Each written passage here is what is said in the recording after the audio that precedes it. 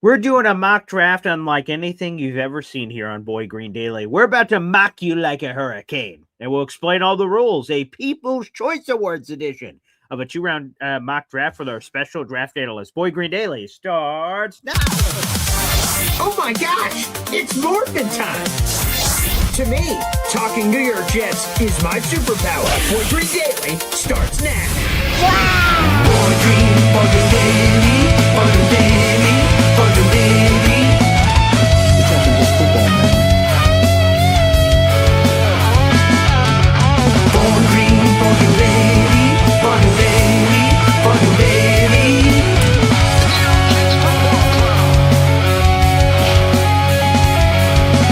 Offense, defense, special teamwork, Jets football with Boy Green. J-E-T-S, Jets. Let's go!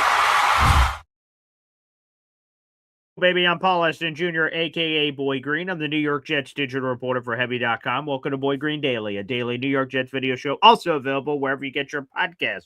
We'll explain the rules of our mock draft today, a special set of circumstances. I think you guys are going to be really fired up. You will already see a YouTube poll there on the channel if you're watching on YouTube. By the way, if you are watching on YouTube, hit that like button. Hit subscribe. Would appreciate that out in the audience. Let's bring him in. He's my special guest. We have an early edition, of course, as you're currently witnessing here on Boy Green Daily. That's been every Monday for the last couple of months, and it will be this way for the next couple of weeks. We have this episode next week. The week after, it's a 7-round mock draft, and the week after that is our final draft grades. Bing, boom, bam. Drew goes into hibernation like a grizzly bear for the next 7 or 8 months. But that hibernation is not rest because he's immediately working on the 2027 NFL draft. So let's bring him in at Iron City Film. He's your mama's favorite draft analyst. Let's bring him in, Drew Beatty, baby. What's up, Drew? Morning, Paul. How are we doing? You know, how are you doing? You know, you've been preparing for this basically your entire life, and now, you know, we're getting here to the final stretch, and like things seem to be getting serious. Yeah, you know, there's finally a light at the end of the tunnel here. We're in April. I can see the end of it. And I'm just really trying to gun it across that finish line, hoping to get that 150 mark on my board, get that top 100 posted, and then I can kind of just ease off, you know, and glide until the draft. Yeah. And then, like you said, you know, after that we get maybe a week or two off, and then it's straight to 2027. So yeah, that's definitely how it works. So, people, here's how the People's Choice Awards edition of this mock draft goes.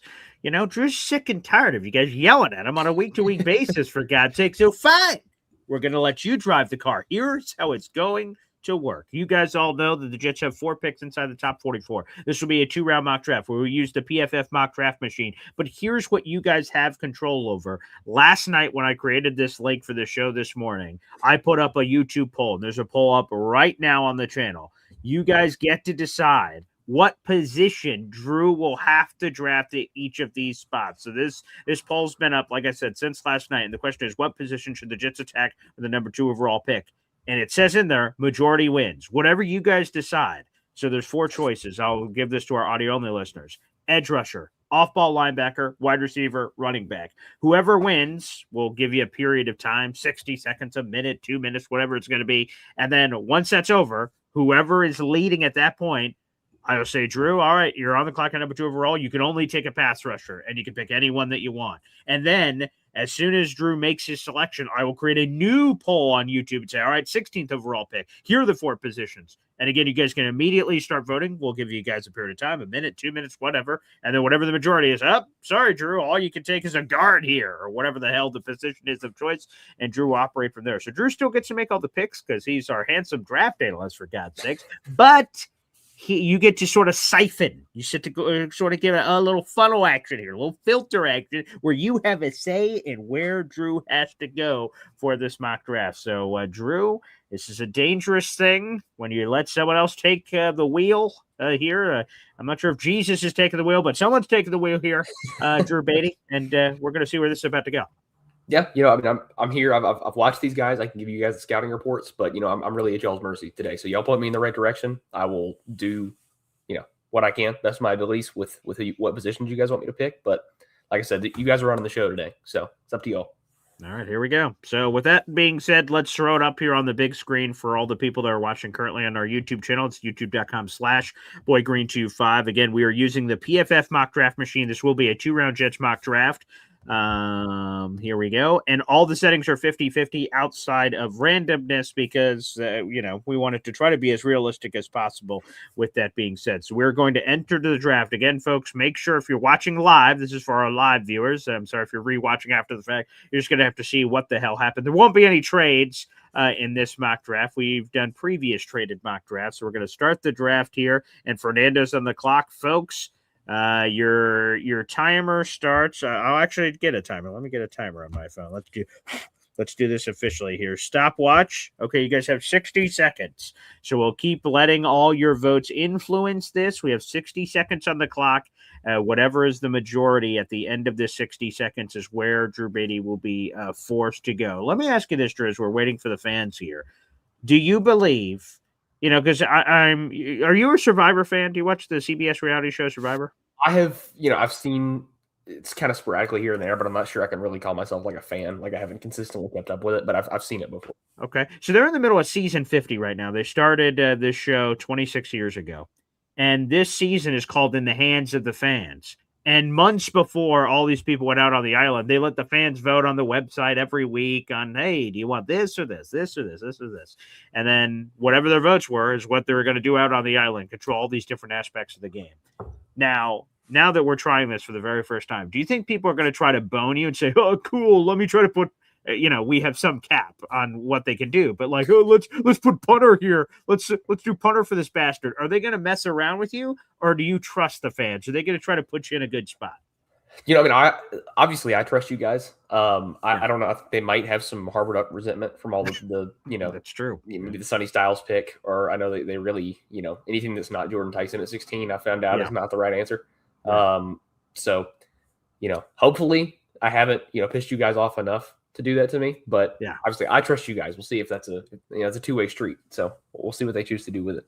Actually, this is what I'll do for the timer. I'll make it at 90 seconds, which we've just reached. Okay, let's stop the poll. Let's stop the results.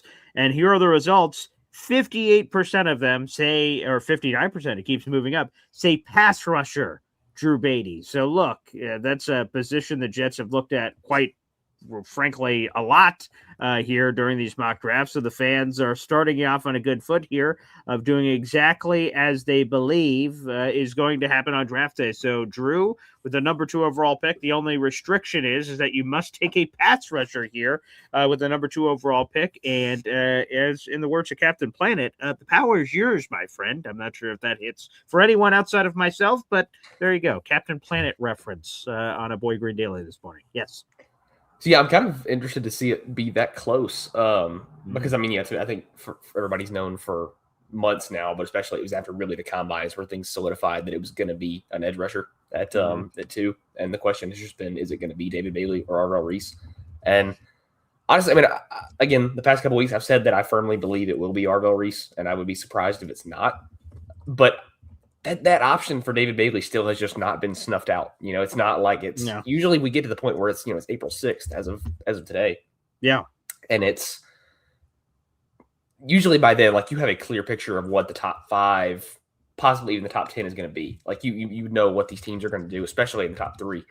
It's kind of already mapped out by the time you get to April. And it's really just up in the air. Like we have no idea what Arizona is going to do. We have no idea what Tennessee is going to do. The Jets have a more clear picture, but even then, like you're really still kind of a toss-up between the 2 players. So I still want to point to Arvell Reese because I think that's what's going to happen, and it's what I would do if I was drafting for the Jets. I talked about it before. I'll give the elevator pitch on him again. I think he's an elite run defender at only 245 pounds. He's got an incredibly high ceiling as a pass rusher. He's a guy that's still got a lot of untapped potential. Got a lethal power arsenal. I think he's a guy that's got some bend and some flexibility to him. Not the bendiest guy in the world, but he's not stiff. He's just got such a high ceiling. And again, at worst case, you can push him back to linebacker, and he's got a floor at that position. I think if he just cannot figure it out at edge rusher. So I'm probably still going to pull the trigger on Arvell Reese, but it's really interesting to me at this point to still see David Bailey pop up at 2 in some of these National Insider mock drafts, even this far into April. Yeah, it is. I'm still everyone says it's going to be Arvell Reese right now, but is it? Is that officially where they're going to go? I guess we'll see. So, all right, let me hit the chimes. Let's make this official. Drew, your pick is officially. Arvell Reese. So let's lock it in. There we go. Ohio State defender Arvell Reese is the selection at number 2 overall. Nice work, people. All right, I'm immediately putting up the next poll. What position should the Jets attack at 16th overall? Majority will win. Here are your 4 choices: wide receiver, defensive back, interior offensive line, or quarterback. So let's see where you guys go. That poll is now up officially. And I'm going to get my timer out here and make sure I get this reset. Okay. You guys have 90 seconds on the clock. Again, majority wins. What your guys are doing, if you're just joining us here on the show, this is the People's Choice Awards. You guys pick the direction that Drew is driving this car, and he must listen no matter what it is. If somehow punter was one of the 4 choices, he's like, geez, well, I guess I got to take a punter here. So, he goes wherever you guys tell him here. So, all right.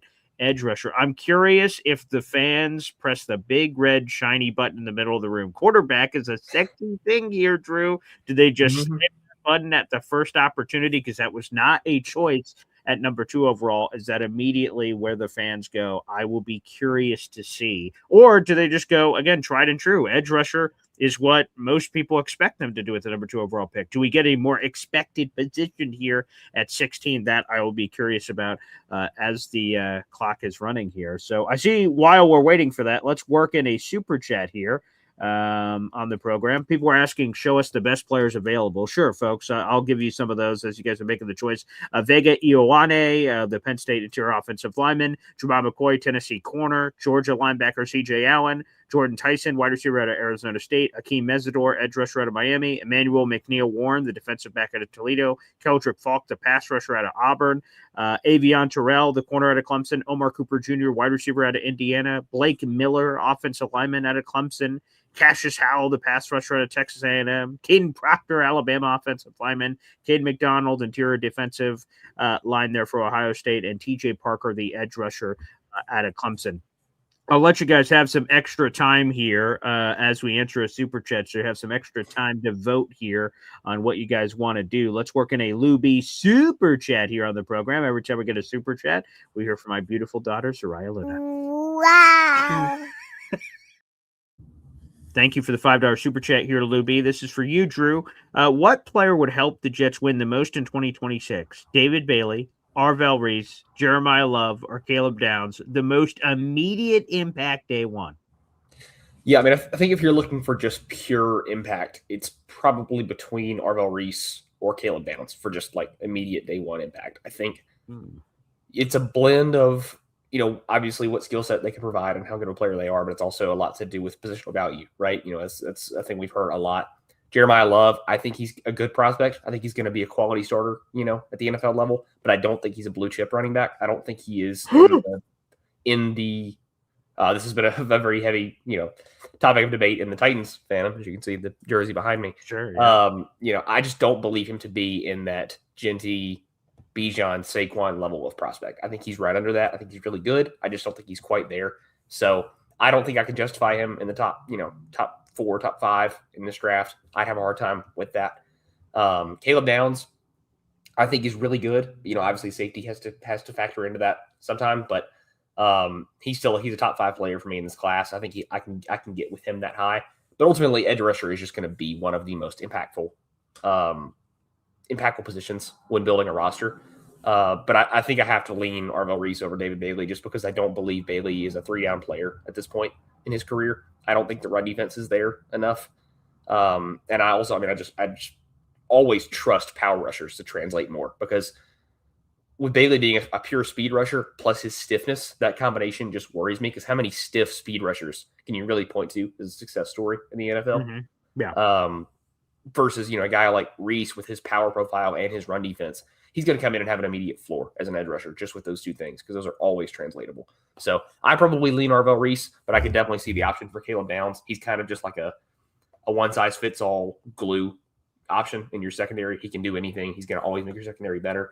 So I can see an option for I can see an argument for either one of those, but I'd probably lean Arbel Reese. Drew, I love you, man. I share a fiery, intense love for you. There's no question about it. Aretha Franklin wrote the respect song for my respect for you. She wrote that RESPECT This one wasn't going to go over yeah, super 100%. However, Jeremiah, love your take. Boo, terrible. Boo, terrible. So I'm so sorry, Luby, because I'm sure that's how you were setting up the question. You wanted him to say Jeremiah Love. I know Luby is a massive Jeremiah Love fan, but I get it. I'm just, I'm always going to be the positional value Debbie Downer. I hate to break it to y'all. Sure. No. Yeah. We really appreciate it. You're the best. All right, let's get to the poll results here for pick 16th overall. And the poll results are in. 64% of the fans say wide receiver is where the Jets should go next. Let's officially end that poll. So, Drew, we're here at 16th overall for the New York Jets, and you must go with a wide receiver. So let me highlight the best wide receivers on the board. Jordan Tyson is still here, Arizona State. Omar Cooper Jr., wide receiver out of Indiana. Denzel Boston, wide receiver out of Washington. Casey Concepcion, the wide receiver at Texas A&M. Chris Bell, wide receiver out of Louisville. There's a lot of your top guys there at wide receiver. How deep is this conversation when you have these guys on the board at 16 if this is the direction you're forced to go? See, I think to me, this is between three guys. It's between Jordan Tyson at Arizona State, Omar Cooper from Indiana, and Casey Concepcion out of Texas A&M. Yeah. I think that you're really seeing kind of a late push from Casey Concepcion here. I think he's going to go in the top 20 at this point. He has really hit his stride in his draft stock, exploding right at the right time, and he's going to go into the draft with, like his highest stock of the entire cycle. Similar with Omar Cooper Jr., I think he is a lock to go in the first round. Maybe not top 20, but I think he's a lock to go in the first round. Jordan Tyson is the complete opposite of that. I think at this point, his stock is hitting an all-time low right around the time we roll the draft. I know he's a lot of fans' favorite. I understand why. He is, like, in my personal rankings, he would land 2 out of these 3 right in the middle. I like KC better. I like Tyson better than Cooper. But it's really the injury concerns with Tyson. We've heard it all cycle. It's continued to worsen because you've not seen him tested his pro day because he re-aggravated the hamstring that has bothered him so much throughout college. And then you add on top of that, compounded with his collarbone and the other injury. I think it was an ACL, but I still haven't. Still kind of cloudy because he had an injury that ended every single one of his seasons in college. Yeah. Throughout, he never got to complete a full season. So I don't think, as much as the fans like him, and again, as much as I understand why the tape is good, I just don't think Jordan Tyson is going to go anywhere near this high in the league. I think you're going to see him go late first round at best. I think he might slip into the second round at this point. Wow. His stock is really, really low right now, and he just continues to slide because of the injuries. Teams just aren't prepared to take that level of risk in a receiver class that has as much quality as this one does. So, again, I understand why people like Jordan Tyson. I just don't think teams are going to be willing to take a risk this high, especially not a team in kind of as volatile as a state as the Jets are. When you're rebuilding a roster right now, you need more of a safer pick than Jordan Tyson to me. Hey, so before you move on to another wide receiver, just real quick, because I don't think it's going to happen in this mock draft scenario. If Jordan Tyson was probably not. Maybe you wouldn't take 2 receivers at 16 and 33. But like, if Jordan Tyson was on the board at 33 and you're the Jets, would you take him? Like I said, I mean, if you haven't taken a receiver yet, definitely. Yeah. If you've taken one at 16, probably not. Okay. But yeah, I mean, if you opt to go, like, say you went in guard or safety or corner here, and he's at 33, then I think you can swallow that injury risk because the relative value is much, much better at 33. But again, I don't think we'll see a team take a shot on him this high. So, like I said, that leaves Omar Cooper and that leaves Casey Concepcion. That is really where it boils down to, do you go for predictiveness or what I would do? Because we know I'm a huge Casey Concepcion fan. I have been super high on him this entire draft class. He has been, almost a top 10 player for me, right outside my top 10 all draft cycle. I think if the board boils down like this and the Jets go receiver, I think they would like Omar Cooper over Casey Concepcion. I think Cooper would go here if I'm being predictive. So I'm probably going to lean into the predictiveness like I have been once we get to the end of this cycle, and I'll go Omar Cooper. I personally prefer Casey Concepcion. He's got the lightning quick, acceleration and deceleration, that stop ability. He's an elite separator, better at the catch point than you would think for his size. I know the drop issues are concerning, but I think that, like I said, drop issues can be the most fixable issue when you're looking at a receiver and their profile. But then you go to Omar Cooper, and again, that's just an incredibly safe, high floor pick, which I think is what the Jets need in this draft. Sure. When you're rebuilding a roster like this and setting it up for your QB pick of the future, hopefully next year, you've really just got to set a floor. So you need kind of those safe, high floor players, and Omar Cooper is that to me. He's a high end athlete, maybe not the level of separator that I would like for how athletic he is, but he is a high caliber athlete. Electric with the ball in his hands, one of the best, yak receivers in this class. Always gonna be fun with the ball in his hands. Awesome contact balance, very elusive. Doesn't really give you, again, the threat at the catch point that I would like. But again, he's more of going to be that kind of gadgety power slot, kind of Rashee Rice is who I've comped him to a lot. They play very similar styles to me. So he can be more your power slot, get the ball in his hands and let him work, rather than being kind of a ball winner type guy. So Omar Cooper he's just continually risen throughout this entire draft class. I'm still more in the day 2 range on him, but I understand why he's going to go a lot higher than that. The NFL is very, very high on him. And I think he pairs well with Garrett Wilson.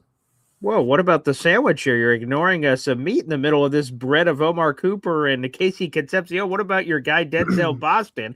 It's what is this, your dating profile? Sorry, no fat guys, no big guys in here? Is that what's factoring in, Drew Beatty? I mean, good Lord. Listen, I guess fair. He should be mentioned. I guess I didn't loop him in here because again, Boston is a very similar thing where he's like, it's all like you hear when teams like in basketball or whatever, or in football too. When these teams, when they get down the stretch, you talk about who's hot at the right time, right? Like when guys are getting to the playoffs, who's on the upward trajectory as you get to the playoffs. It's the same thing with draft stocks, right? You want guys that are kind of swinging up as you get into April. Sure. And like I mentioned with, Cooper and Casey Concepcion both on the way up and Tyson on the way down, Denzel Boston has very much been on the way down as of recent. And I still probably believe he'll be a first rounder. I think it'll be late first rounder, but I don't think it's out of the question at all for Boston to be there at the top of the second. We talked about that a little bit at our receiver episode, but like Boston, I think it's just as likely for him to, be there in the late 30s as it is for him to go in the late first round. So, I don't see an NFL team taking him this high. He is kind of your prototypical boundary X ball winner, 50-50 guy in this draft class. He's just not the level of separator that I think NFL teams are going to want in this range, not the caliber of athlete guys are going to want in this range. He's another guy I have more of a mid day 2 grade on.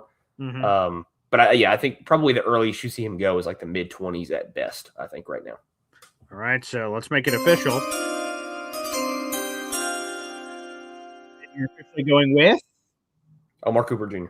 There you go. The Indiana wide receiver at 16th overall. That is because the fans voted. You guys control. So if you're just joining us, we have a lot of new people coming into the room. You guys are voting what position Drew has to attack at each of the Jets picks. There's no trades. So we've gone through 2. We're about to punch in 16 officially. That means to pick 33 and 44 in the second round. We'll put up a poll here in just a second, and you guys vote on what Drew has to do. If you pick punter, he has to pick punter. If you pick whatever, he has to do that. So it's up to you guys out in the audience. So far, you've done them pretty right here. Pass rusher, wide receiver are 2 things that the Jets have normally done. So very nice. I wasn't sure where we were going to go here, so I appreciate that. Omar Cooper Jr., wide receiver Indiana, goes off the board here at 16th overall, which means I'm putting up the next poll immediately here. Again, now it's going to be up to you guys. I'm about to put 90 seconds on the clock once we officially put this up. What position should the Jets attack at 33rd overall? Majority wins. Quarterback, interior offensive line, off-ball linebacker, defensive back. You guys vote in the audience. That poll is now officially up. I'll let you guys know the best players available to try to give you as informed of a decision as possible here. Here are all the top players according to PFF's big board here. Caleb Banks, interior defensive lineman out of Florida. Peter Woods, interior defensive lineman out of Clemson. Casey Concepcion, your talented, friendly wide receiver of Drew Beatty's choice, is up here on the board. Emanuel Pregnon, the interior offensive lineman. Christian Miller, the interior defensive lineman out of Georgia. Caleb Lamu, offensive lineman, Utah. Lee Hunter, interior defensive lineman out of Texas Tech. Ryan Young, edge rusher, Missouri. Brandon Cisse, the corner out of South Carolina. Ty Simpson, Alabama quarterback here on the board. D'Angelo Pons, corner out of Indiana. Chris Bell, wide receiver out of Louisville. Jacob Rodriguez, linebacker out of Texas Tech. Chris Johnson, little CJ2K action, cornerback out of San Diego State. Absolutely no relation. Just thought I'd randomly bring that up. And R. Mason Thomas, edge rusher out of Oklahoma. That gives you guys, and I'll throw in Chase Basantis, the interior offensive lineman at Texas A&M. That gives you guys a bunch of the names that are here on the top of the board. Again, this is the first pick of the second round. First pick of the second round. So you guys get to vote in the poll right now. I see the votes are going all over the place, so keep firing in those votes, people. Man, I will say this, I'm surprised so far that people have resisted the urge to hit the quarterback button. Because I'm going to be honest, if I went from hosting the show to watching the show, I'd be going, boop, boop, boop, boop, whether I even believe it or not, just because it's sexy. Quarterback, ooh, that's fun. I've got the control. Quarterbacks, For sure. And obviously the Jets are in there. And yes, Ty Simpson is available for those that are asking. He is available. That was one of the names that I did, in fact, read. So, yes, Ty Simpson is on the board. Basically, every quarterback not named Fernando Mendoza is on the board. So, yes, technically, Ty Simpson's here on the board. Would he be there at 44? TBD, I guess we'll see. So, guys, keep voting there. And, again, we have the clock running here. So, we have a limited period of time for you guys to be able to do this. Drew, I'll use this selfishly, but I think it'll help out the fans later while they're waiting to vote. Mm-hmm. So I'm doing, this will not be a live interview, but later tonight, I am interviewing Oregon State offensive coordinator and quarterbacks coach, Mitch Dahlen. The last 2 years he spent at Alabama. So I'll be doing an interview with him, breaking down Ty Simpson. And I've got a lot of notes here on my board, and I want to ask him all kinds of stuff about basically, the Jets are doing a lot of homework on this guy. I'm going to ask him about some of his, the criticisms that are around Ty Simpson and see if the coach will defend any of them or have anything to say or, talk about it. Because he was with him when he was a backup and he was with him when he was a full-time starter. So I'm curious, a lot of thought process. What's a question I should be asking Coach Dahlen tonight about Ty Simpson? Ooh, man, that's a really good question. Good. All right. Nice. That's going to be, that's super, super interesting. You get to interview him. Man, I'm trying to so marinate on that. There's a ton of stuff I'd love to ask him. I'm trying to boil it down to one. Okay. Yeah. Yeah, something that's, again, because, obviously there's a Jets perspective here, but I'm just curious about it because, Ty Simpson's been brought up quite often as a possibility for the Jets. So, and by the way, shout out to the University of Alabama. I reached out to them to get someone currently on their staff, and they have all kinds of rules about how much they allow their positional coaches to talk. But they said, hey, I'll give you a heads up. Mitch Dahlen's in Oregon State, and I think he would love to chat.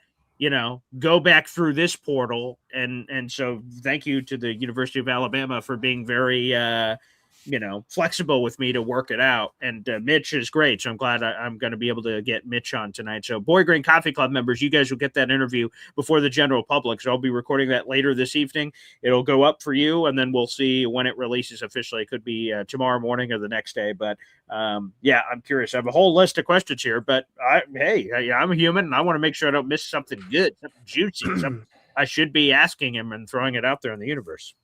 Yeah, I'm sure further down the line, I'll think of a more concise question that would probably be better to ask him. But I guess just one thing off the top of my head, the thing that's always made me so unable to let go of Ty Simpson, the thing that's always kept me so interested in him, is just the mental makeup and how important I believe processing speed to be at the next level. And how I still believe Ty Simpson to be the best processor in this class. I think he's better than Fernando Mendoza when you're working and reading, intricate NFL level concepts, because I think Ty was asked to do a lot more of that at Alabama, than Mendoza was at Indiana. So I would probably, if I got to ask, a guy that was that close to Ty is how much he thought, Alabama is more, quote unquote pro style, and how much more he was asked to do mentally, the workload he was given, and how much NFL style processing he was asked to do. How he handled that and how much more that prepares him for the NFL than somebody, you don't have to compare, but like again, just for example, because he's the hot topic, Fernando Mendoza, how much RPO and predetermined stuff he got to do at Indiana, how often he had the answers before the test, at Indiana, versus Ty Simpson just got thrown into the fire, and had to learn on the go. So I think that's something that really prepares him much more for the NFL than an offense like Indiana's would have prepared somebody like Mendoza. So all of my concerns with Ty Simpson are physical limitations, just how small he is, and durability concerns with that frame, only being a 1-year starter. And in that 1 year, you see him dealt with some pretty nasty injuries just because I worry about his durability and his frame. Sure. But as an actual quarterback and his mental makeup, I trust that more than Fernando Mendoza's in a lot of ways.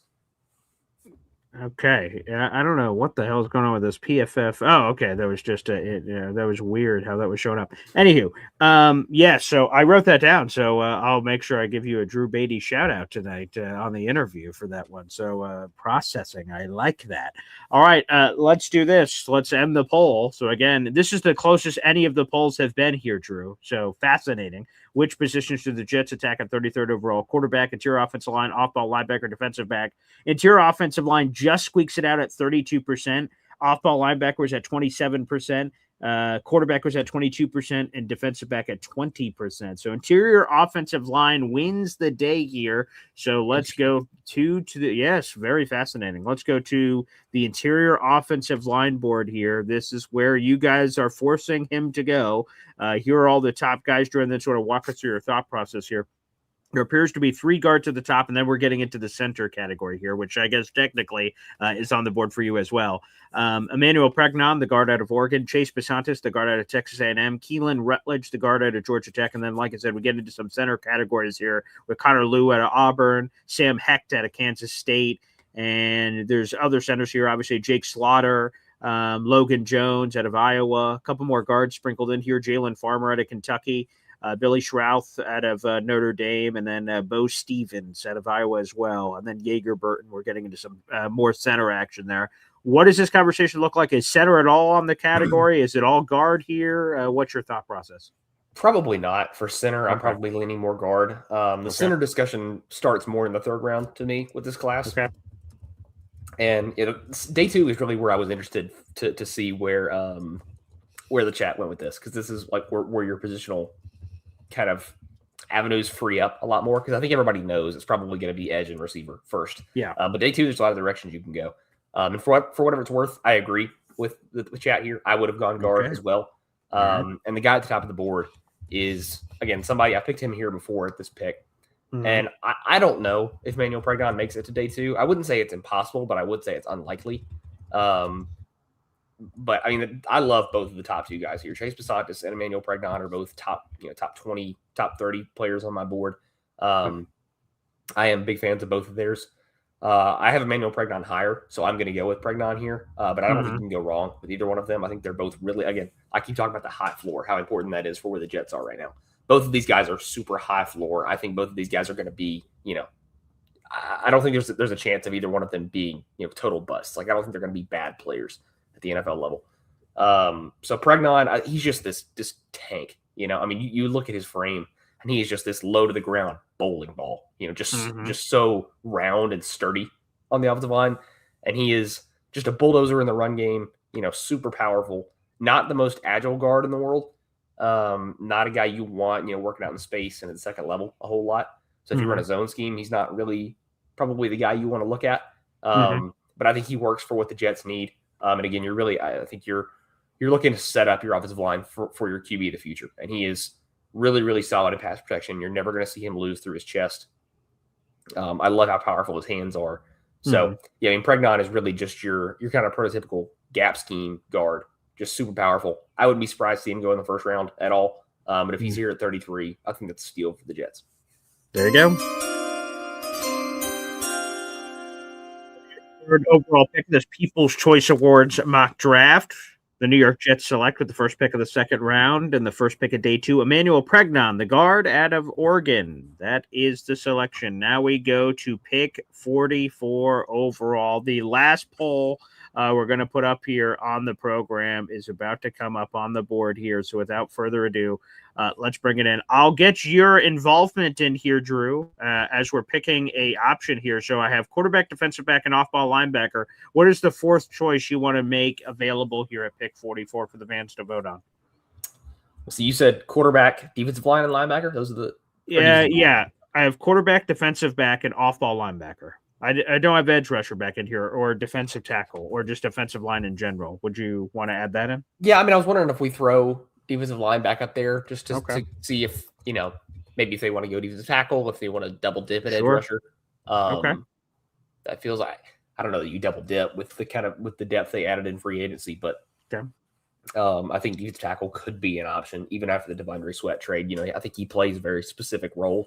If you want more of like a base end kind of guy, more of a pass rushing 3-tech, that's something the Jets could still use. So if you want to add that at 44, I think that should be an option. We just did it. So, okay, what position should the Jets attack at 44th overall? Majority wins. We have quarterback on the board, defensive back on the board, off-ball linebacker on the board, and now defensive line, which encompasses both defensive tackle and pass rusher and really defensive end, really whatever you want there. That is officially on the clock. I have the clock rolling here. Again, if you're just joining us on the show, first off, like the video. That is free to do, and also hit subscribe here. This is the People's Choice Awards. This is a unique stipulation mock draft. Drew is making all the picks, but for all the live folks in our audience that are watching on Facebook, YouTube, and Twitter, and YouTube specifically, you guys are voting on the positions that Drew has to pick at this spot. This is the final pick of this 2-round Jets mock draft. So whatever you pick, Drew has to do, and then he picks of the best available of whatever is there on the board. So again, guys, make sure you keep voting on that. We'll circle back to that here in just a minute and change. At 44th overall. We can also take a peek at what has happened so far for the Jets. Again, Arbel Reese, the Ohio State defender, 2nd overall. Omar Cooper Jr., wide receiver out of Indiana. And then Emmanuel Pregnon, the interior offensive lineman out of Oregon. How do you feel about this haul so far, Drew?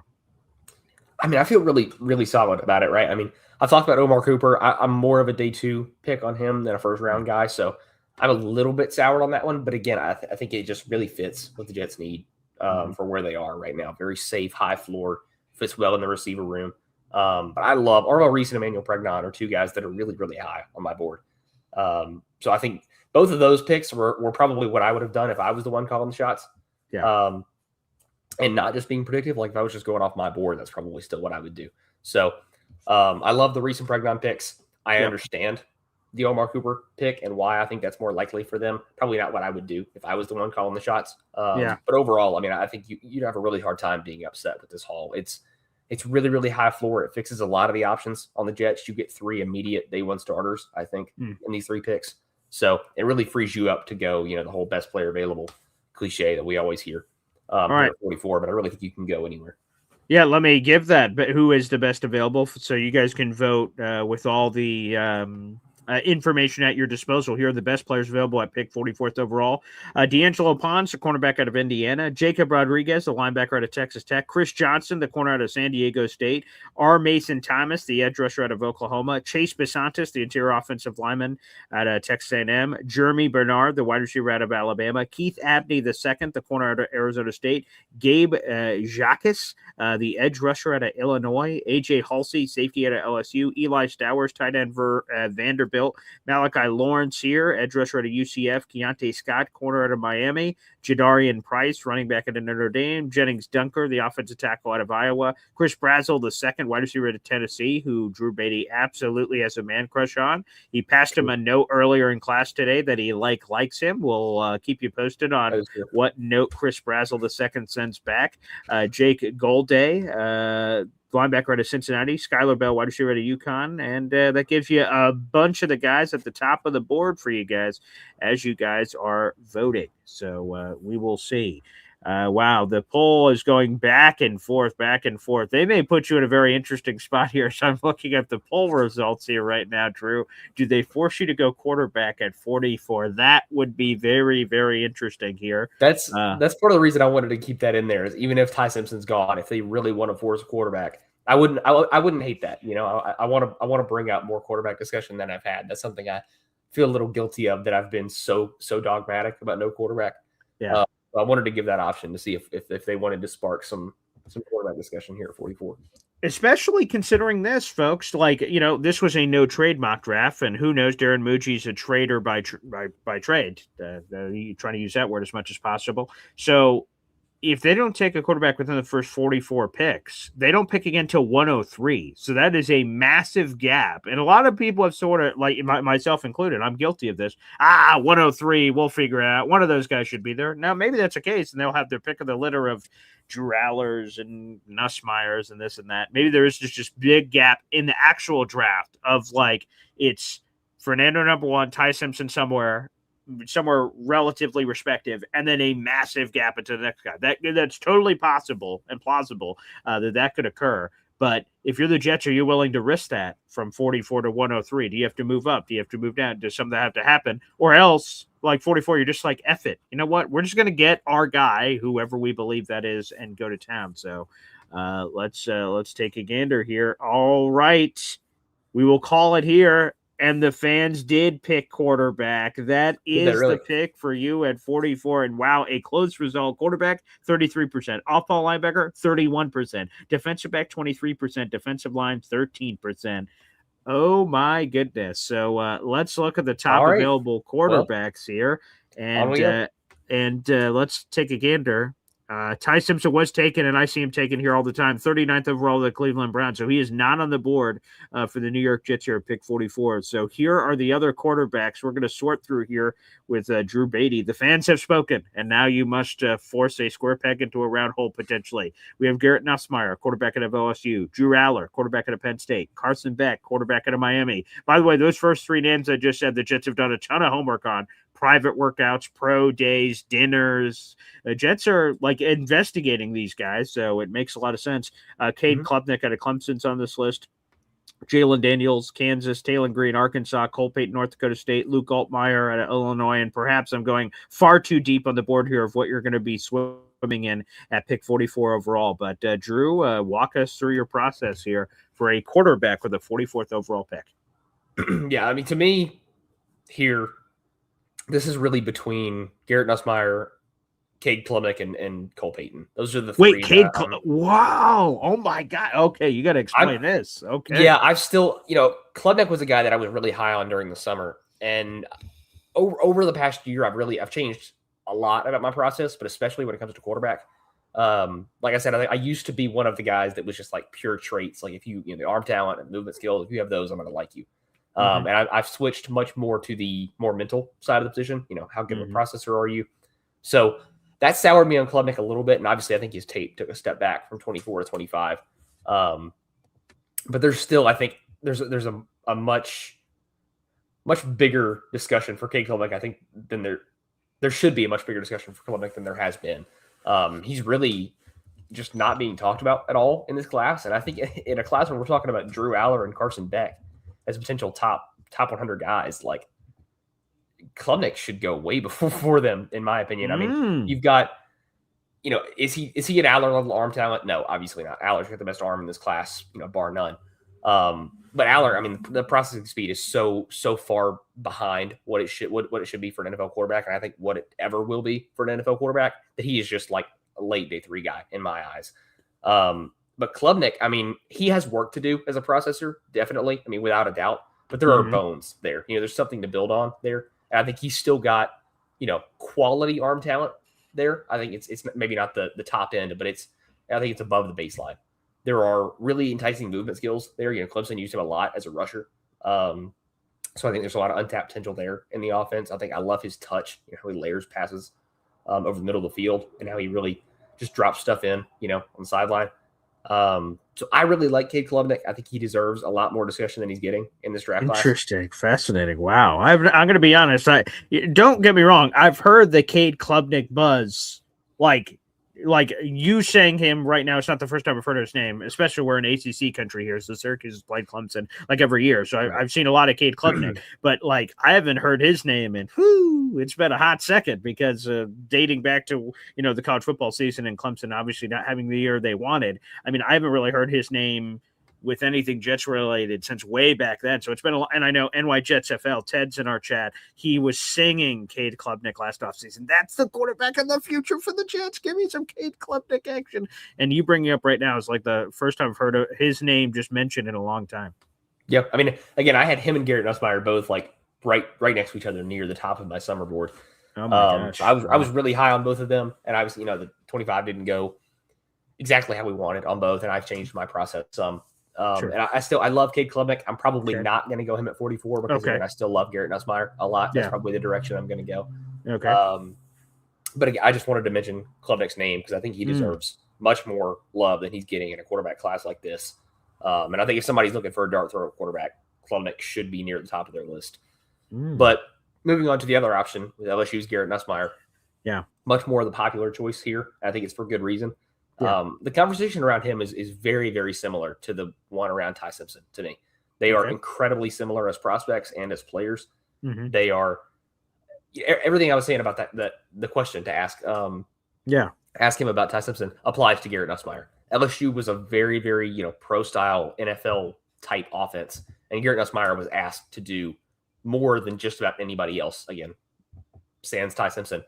Mentally, he was asked to handle so much of the mental workload in the offense, and all he ever did was step up to the plate. He is very clearly one of the best processors in this class. He works through all his progressions quickly. He doesn't get hung up. He reads defense as well. He works well pre and post snap.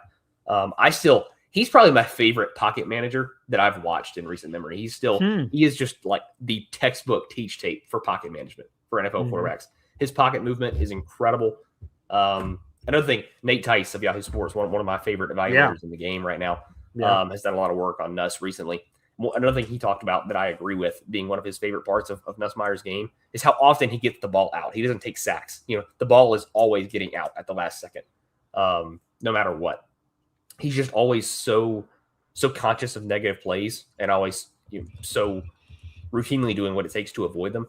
So there's a lot to like about how mentally advanced Nussmeier is. But the other side of that coin is how much room is there really for growth? With Nussmeier, I think he's kind of we've already seen what Nussmeier is. I don't think there's a whole lot of room for growth. Now, go look at his 2024 tape. If you're really trying to get sold on Nussmeier, because again, he was hurt a lot this year, and same thing with Ty Simpson. It's because he's small. The durability concerns are very, very real at the next level. I don't know how much I trust Nussmeier to survive, constant contact at the NFL level in his current frame. I think you're going to run into injury issues a lot. But when he's healthy, I mean, that 2024 tape was really good. Like the processing is there. He's an elite pocket manager. The arm, it just is what it is. I think it's a very, very average NFL arm. I don't think it's too weak to play, but it's probably not going to be a plus on the scouting report either. I think he's kind of in that Brock Purdy tier of arm talent where like it'll play, but it's probably not going to win you any, it's not going to bail you out at all. But I think it's okay. But again, I just think he is incredibly mentally advanced. I think he's a guy that can totally be a spot starter when he needs to and be like at worst a really high end backup. But I believe Nussmeier, if he can stay healthy, I think he can be a serviceable starter at the NFL level. Just because again, I think processing is so important and he is one of the best in this class at that. So I think the durability concerns and the arm talent are the two things you're most worried about. But I think he's incredibly advanced mentally, and I'm more than okay taking Nussmeier at 44 for where the Jets are right now. And that's what you will do, yes? Yep. Send it in. Okay, let's hit those chimes, baby. Overall pick the People's Choice Award mock draft. Yeah, you guys told him to pick quarterback, so he's taking one. That is Garrett Nussmeier, quarterback out of LSU with the 44th overall pick. And we'll let this tabulate behind the scenes with PFF and bring it back up here. You bring up Nate Tice here, Drew Beatty. He joined the Jets, their latest podcast they came up with this offseason called Now Boarding, and they ask a bunch of draft questions. And I have this quote up from Nate Tice. He was asked about Garrett Nussmeier. Quote, his comparison for Nussmeier was Chad Pennington, former Jets quarterback. And he said this, quote, Chad Pennington. Yeah, that was actually my comparison for him. I just thought about that on this show. He's a smaller version, Chad was a little bigger than people realize. He was 6'3", 225. But just the play style, accuracy, pushing the ball, knowing what he is a little bit, not an overwhelming athlete, but okay, gets the ball out quick, coach's kid. There's a lot of comparisons I have for him. What I call a late second, early third round grade. He'll be in that kind of top 50 player range, but he and Ty Simpson from Alabama I kind of have grouped in the same kind of range right now. There was Nate Tice a bunch of weeks ago talking about that Ty Simpson and Garrett Nussmeier comparison you were just talking about. So there you go. Wow. Yeah, I love how Nate evaluates quarterbacks. Yeah, obviously being a former one himself. Sure. He's a guy that I look up to a lot when it comes to quarterback evaluation. So I would, if I was a Jets fan, I would take how he talks about this quarterback class very, very seriously. Yeah, no doubt about it. Now, Drew, I know we're running out of time here, so I will do this very quickly here on the show, is showing you your final draft grade. I know you're on the edge to your seat about this from the folks over at Pro Football Focus here. Let's bring this up on the screen. Okay, here we go. I'm a monkey operating a spotlight as always. Okay, here we go. Yes, let's turn off the banner here for a moment so you can see this. Well, what the? I'm just bringing up random clicks now. Here we go. Anywho, you got a C plus, Drew. I'm so sorry to hear that. They absolutely hated that Garrett Nussmeier pick, but you had no choice. You had to take a quarterback at 44. Again, it was the People's Choice Awards. Target's off my back today. This is you guys. That's true. Yeah, that's awesome. So, Drew, thank you so much for doing this. This was a lot of fun. We'll talk some more about your mock draft here. But we only got a couple shows left with you. I think 3 shows left of pre-draft stuff, and then we'll have our draft grade final show with you to recap it all. It should be a lot of fun, man. Yeah, we're getting down to it. But yeah, it was super fun today. Really always fun to get the chat involved. I appreciate you guys, bearing with me. Hopefully I didn't disappoint you too much with the direction you wanted me to go in. But yeah, fun as always. Appreciate you guys. Thanks. There he is. Drew Beatty at Iron City Film. Make sure you guys show all your love for Drew out there on the chat. So, that was super fun. I've never done a mock draft like that before where the people are voting on the positions at each pick, forcing the draft expert who's on the show to try to figure it out live. So that was pretty neato. So again, for those that missed it, I'll recap it for all our audio only listeners as well to the show. Again, Drew Beatty, our NFL draft analyst that joins us every single Monday throughout the entire season, he was forced to pick whatever position you guys voted on in the audience. So edge rusher, wide receiver, interior offensive line, and quarterback in that order at picks 2, 16, 33, and 44 respectively. Here is the final mock results. Arvell Reese was the number 2 overall pick. The pass rusher out of Ohio State and off-ball linebacker. Omar Cooper Jr., the wide receiver out of Indiana, was the 16th overall selection. At pick 33, the interior offensive lineman Emanuel Pregnon, Oregon guard. And then finally, 44th overall, Garrett Nussmeier, quarterback out of LSU, which, by the way, the Jets have done a ton of homework on. They did the dinner thing, pro day thing, and private workout. So they've done that with a lot of the top quarterbacks. That does include, in fact, Garrett Nussmeier. So let us know how you feel about this in the comment section. We'll also be posting that on social media so you guys can really let us know how you feel. So very nice. All right. Let's do this. Let's hit up the phone lines. We'll take a quick timeout. We'll welcome your phone calls. Again, it's a very busy day here, folks, on Boy Green Daily. First off, let me talk about this.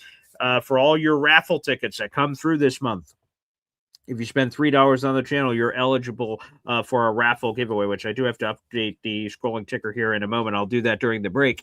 So I'll update that and then put it back up. But every time you guys spend $3 on the channel here, you have a chance to win these fabulous prizes. The brand new, I have it actually over here in a box. I got it for my birthday. My birthday is in 20 days. So I'll be wearing it draft week. So special shout out to the family, my parents, for getting me the latest Jets draft hat, which is awesome. And guys, I'm telling you, it looks sick. I've seen it.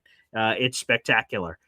So we'll be giving one of those away. So one of you lucky people out there in the audience will win the brand new Jets draft hat. We'll be giving that away on May 1st. So any raffle tickets purchased during the month of April, you guys will have a chance to win all of these prizes. A brand new Sauce Gardner jersey. Again, you may say to yourself, why the Sauce Gardner jersey? Again, make it a hate Colts watch jersey this season. We want the Colts to suck. So wear that as your hate watch jersey. And then a 50-pack of New York Jets trading cards that includes some Jets legends like Joe Namath and current players like Garrett Wilson. Those 3 prizes will be given away, again, coming up on May 1st. To be eligible, all I have to do is spend $3 on the channel. Think about this, folks. That draft hat with shipping is $45 to $50. If you spend $3 on the channel, you have a chance for that, and that's just the hat, let alone everything else that's here on your screen. So again, folks, I recommend everybody in the audience at least buys one raffle ticket this month, because if you have one raffle ticket, you have a chance. $3, that's all it costs for a raffle ticket, and obviously all of these prizes are worth way more than $3. So I think that's one of the best deals out there in the YouTube universe. All right, let's do this. Let's hit up the phone lines. I'll update that scrolling ticker, and we'll take your phone calls next right here on Boy Green Daily here on a Monday. Let's rock. 1, 2, 3. It's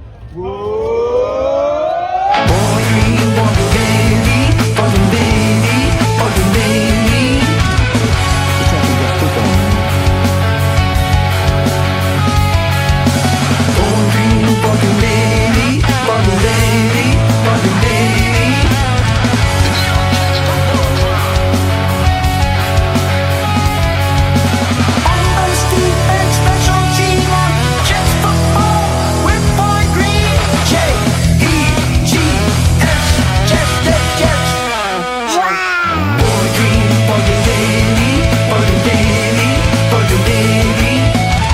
It's actually just football, man.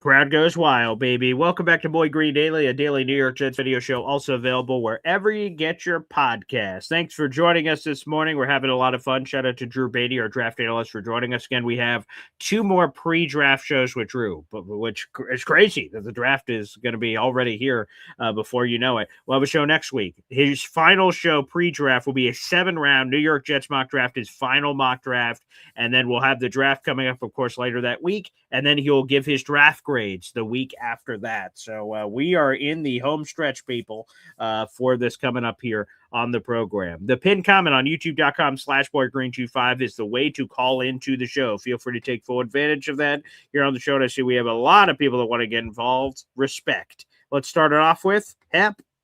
Hey, Paul, just a quick question. Yes, sir. If Reese is a B minus, who's an A at 2? Yeah, this is one of the problems with this entire it's like you know, if people do fantasy football drafts out there and you get the draft report card emailed to you after, it's basically, if you don't listen to what PFF says is the best player, then they dock you points for that. So for them, their site is very high on Ruben Bain, and They have Bain going there too? Yeah, I believe so. I don't have the mock draft board, but whoever, I believe Bain was the most recent one I saw. That, you know, if you pick him, hey, you take RBOs, boo, be my son. I think that's sort of stupid. Like, I feel like there should be sort of like Fernando has to go number 1. So whatever you pick number 2 is not Fernando, and the betting favorite is Arvel Reese. So how is that not? I don't know. That part's sort of confusing. Yeah, I guess they do it by the talent versus the position, I guess.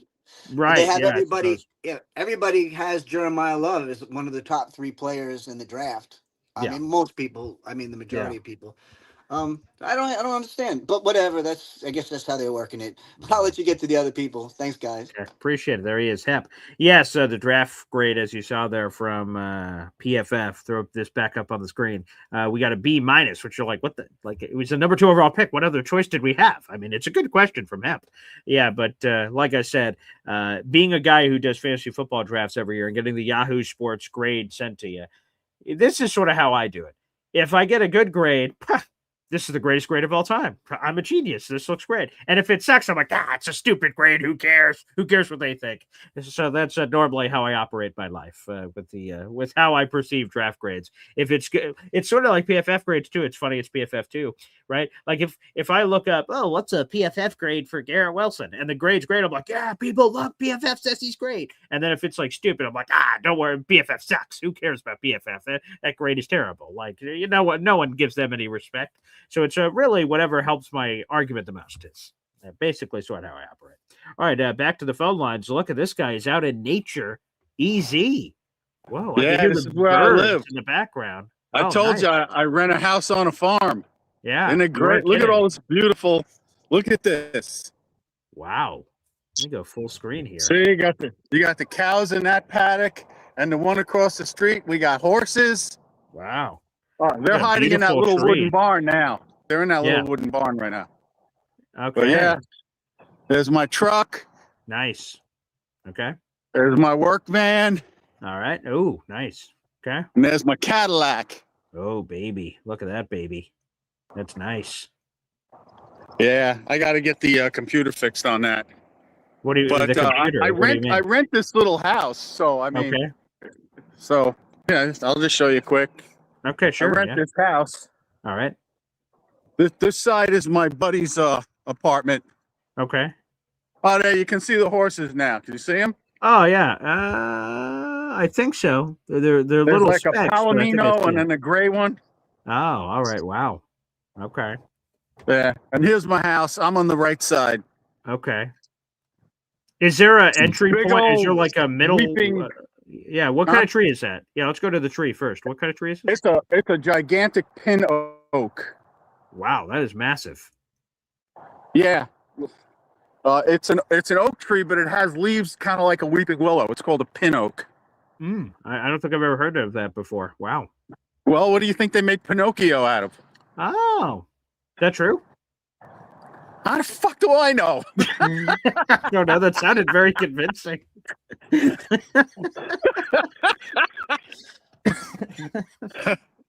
That's very convincing. Yeah, I mean, I have all this property that I can use. That's my burn can. What's a burn can? Well, you throw all your junk mail in it and burn it, and then you sit outside with some wood and drink beer. So it's like a country paper shredder. Oh yeah. Huh. There's a little outhouse, What? which Do you was use that? converted into a It was converted into a chicken coop. Oh, well, that's versatile. Respect. And this is where I buried my dog. Oh, Jesus. Okay. Yeah, I miss her. She was a great dog. She was like a lab and a border collie mix. Oh, is that so? What did you end up doing? Is that just like stones, or what? What's the? Well, she's buried here. Hold on, I'll show you. Okay. It's a little messy. I got like these black river rocks, Okay. and I put it in there. Oh, and that's surrounded it. beautiful. Yeah, it's a little dirty right now. I gotta clean it up. Okay. Plan on getting a little headstone for her this year. Oh, that'd be very nice. Yeah, her name was Pepper. She's sweetie. Oh, that's beautiful. How old was she? She was almost 15. Wow. Okay, then she had a great life at least. That's Yeah, she was a great dog. Very smart. Mhm. You mix a border collie, which is the smartest dog, with a lab, which is like the second or third smartest dog behind a German Shepherd. You're gonna get a pretty smart animal. Wait, who is responsible for telling us which of these dog breeds are smarter than others? Oh, I don't know, the Kennel Club or something like that. They know. All right. Yeah, I'll take their word for it. Yeah, this is my work van. Okay. Oh, nice. Spectrum. Okay. Nice. Okay. Oh, the color palette. Very nice. I just repainted my fenders and hood. Okay. What color is that? Is that a cream white or what kind Just of white is white. that? Okay. Just Just white. All white. right. Okay. I don't know Okay. if you've ever been on the highway and you ever drive behind one of those older Chevy vans Sure. and yeah. you notice the paint flakes off of them. Yeah. It's because in 2000, the auto manufacturers started using an experimental water-based automotive paint, and Okay. it all flaked off. So I got Rust-Oleum on there now. Oh, okay. Wow. Man, It is what it is.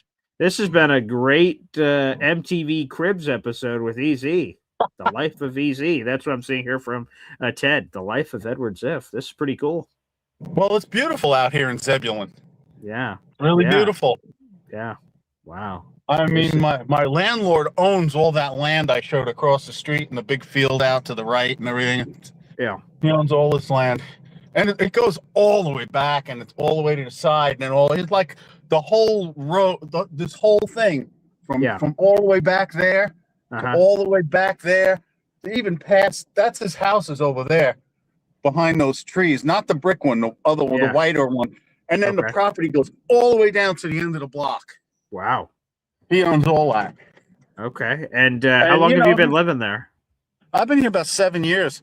When I Okay. first started here, my rent was only $300. Ooh, nice. How much has it gone up? I'm afraid to ask. It's only 400. Oh, okay. Oh, that's not bad. Okay, that's not bad. That's Here not I've bad. been here like 10 It's years. It's amazing. gone up. Nobody, you can't get a place to live for $400. Definitely not. Definitely not.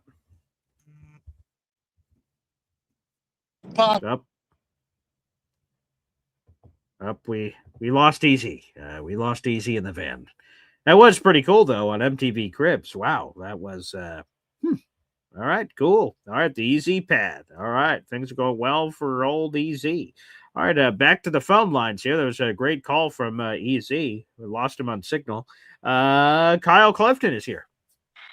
Yeah, I was just checking. It looked nice. I was just checking out where Zebulon is. I guess it's down near Raleigh. Oh, okay. There you go. Salute to the old Easy man.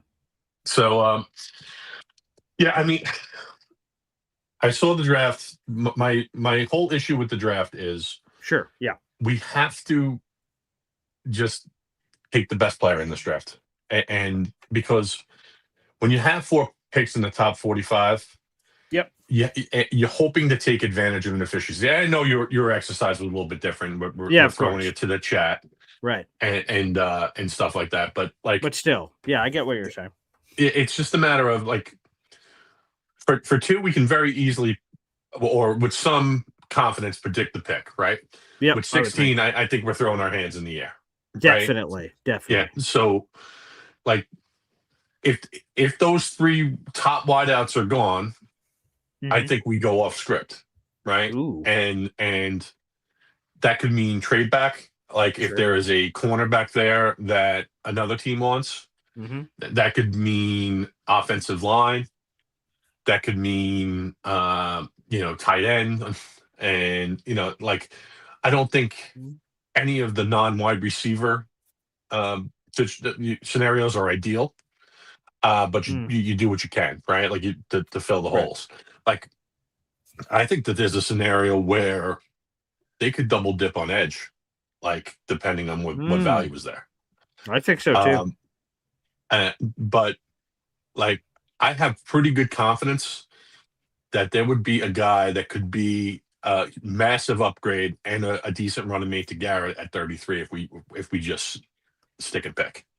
Yeah, if patience, I think, is the key there because, you're going to be tempted at 16 to do something. But the more I've been seeing these simulations, again, they're simulations, but whatever. Yeah, there seems to be a competent wide receiver there at 33 in a lot of these scenarios. Right. But the temptation with 33, of course, is the trade back. Of course. Right. And we'll see. Like, I think I'd be upset if we took interior offensive lineman at 33. I'd be more upset at 33 than I would at 16 because I think we'd probably get the best one in the draft at 16. Right. If that makes any sense. No, that definitely makes sense because, again, like and it's sort of, some people may have that same argument. I don't know if it's as strong for some people. If you're going to take quarterback, take it at 33, take Ty Simpson. Don't fuck around and take Garrett Nussmeier. And again, this was an exercise thing, which I don't know if Drew would have done this otherwise, but that you could have had the best one at a certain, or second best in this particular case, that you could have had him and you're choosing not to. And that coming back the other way. So Vega's really good. Like, I guess the real question is for people out in the audience is how big is the gap from Vega to, let's say, Pregnon versus, Ty Simpson to QB3 or whatever. I do too. So, yeah. But like, the problem with taking Simpson at 33 is I feel like you got to play him. Like, for sure, definitely. Yeah. So like, what are you doing? Are you giving Geno a month and like? Yeah. It's like I don't understand. Like, to me, probably the best thing to do is as soon as you get to that compensatory pick in the 4th round, you start looking for a developmental guy. Yeah, 140. Yeah. Yeah. So like, any earlier than that, I think it's kind of a wasted pick. Even 103, because like you could take down a guy that could be a starter. Like if one of these centers falls, for sure, and you could have him challenge Myers this year, right? Mm-hmm. So, and that's the scenario where you're not necessarily taking a guard in those first 4 picks, right? Just based on how the board falls. Mm-hmm. That's all I had. I can't wait for this draft. I'm fired up. I'm excited. I am every year. I can't believe that the Athletic hasn't released the Beast yet, and this is like the thing, like the Bible I depend on. 100%. I feel the same way about Dane. I love it, and here's the thing. Again, we're talking here from the outside. I know some incredible work has to go on to put this together, but I heard Dane, like, I don't know, it feels like it was a long time ago. It feels like it was 7 or 10 days ago. He submitted it to the Athletic editor overlords. And like, I know you have to get the final testings for these last couple of pro days that are chiming in, but like, come on, man. Like, I was kind of expecting it this morning, and I hadn't seen it. Right, and neither have I yet. So I've been looking around. So Kyle, if you see it at some point later in the show, definitely fire it off in the comment section. But I think even we would be understanding if you release the Beast, you edit it, make sure there's no clear and obvious mistakes, but then you release the Beast, and basically on any testing numbers you don't have, just put TBD and you can update it. It's an updated thing. I know the people that print it out and go to their local Staples and get it in the big Bible, that's cool. But like, outside of those people, you can just update it. It's the internet. Why can't you just get it out as soon as possible? I want a draft guide to sink my teeth into as long before the draft as possible, so I can try to absorb as much information. It is also a unique tool post draft, because when we draft players, you're going through the Control F Pregnon or whoever, and you get all these stories and stuff. That's cool too. But the pre-draft to me is super important. I do a bunch of reading before I get to the draft. So yeah, Dane does awesome work. It is the reason I subscribe to the Athletic. Full stop. So, and I'm sure a lot of people feel that way too. And no wonder I hope they employ Dane for the rest of his life. He's been offered a lot of NFL gigs, but it's so freaking, I mean, the work he puts in is unbelievable. Oh, in his second grade test in math, he got a D+. I'm like, how does he get this crazy ass information? I'm like, what in the world? And I've had Dane. I'll see if I can get him on. Obviously, Dane's really busy, but I've had him on the show a couple of times in the past. And I love getting into nitty gritty of like how he's hearing these. Like, and to do that, whether it's Fernando Mendoza or player 257, he's this kind of intricate level of detail. I mean, it's incredible.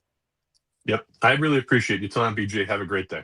There he is, Kyle Clifton. All right. Let's hope the Beast comes out soon. That, of course, the Beast of Dane Brugler of The Athletic. He does magnificent work on that draft guide. It is absolutely spectacular. All right. We got a bunch of people that want to call into the show, but let's go to one of the legendary Jet fans on planet Earth, a Mount Rushmore Jets fan, a Jets fan that I'm sure someone's already in the process of building a statue for. Neil Sr. joins us here on the program. Holy moly! What a preamble there. That's it, Boy Green. I like that. Well deserved. Well, I'm humbled, with that start. Is Lou B in the studio? I want Lou B. Lou B is not here in the studio. Oh, I wish he called in. Yeah. Lou B got me very, very excited. Oh. And you know who the player Lou B would like us to select? Who is that player, Boy Green? Oh, wow. You have just gotten Lou B to immediately call in. He's always listening. My GM of Lou B, one day, Lou B, I don't know when it's going to be, but you're going to be on that Jet board making decisions. What happened to him? He disappeared. His phone dropped off. I don't know if he's in a bad spot or something. So he's going to try to get back on. He can hear again. you. Yeah, 100%. Yeah, he can hear you. But Lou B loves Jeremiah Love. It's no secret. And I got to tell you, they had this breakfast meeting with him. Yep. And Kyle Clifton said, we wanted this. There he is. Yeah. Kyle said, we have to take the best player available in the draft. Yep. Jeremiah Love is the best player at number 2 in the draft. Mm-hmm. He is. There's no question about it. Now, the only thing that would prevent us from taking him is that we are assuming that we're going to have Breece Hall back. Right. Now, Lou B gave me some fantastic intel about Breece, and he said that, he's caught Brees in bars and various outside locations saying very bad things about the Jets, saying he doesn't want to be a Jet. He doesn't care if he gets $100 million, blah, blah, blah, blah, blah. Let me tell you something. If a guy feels that way, and that's why I don't think Muji's been that. He said, oh, we're going to take care of Brees after the draft. We're going to do this. We're going to do that. I don't really see how he's been so committal on Brees Hall. And I think it's for the reasons Lou mentioned. I think intel-wise, there's discussions out there that he really doesn't want to be a Jet, and he's insistent on that. You know, Garrett never really came out and said anything negative about the Jets. Never. Garrett, one thing I love about Garrett, he kept his mouth shut. Sure. He gritted it. He bared it. He played his game on the field. He didn't talk after the game. He has been one of the best bright spots because unlike most other one receivers in the league, they all bitch and moan. They're all divas. They all come to the stadium with, $10,000 outfits on and all this other crap.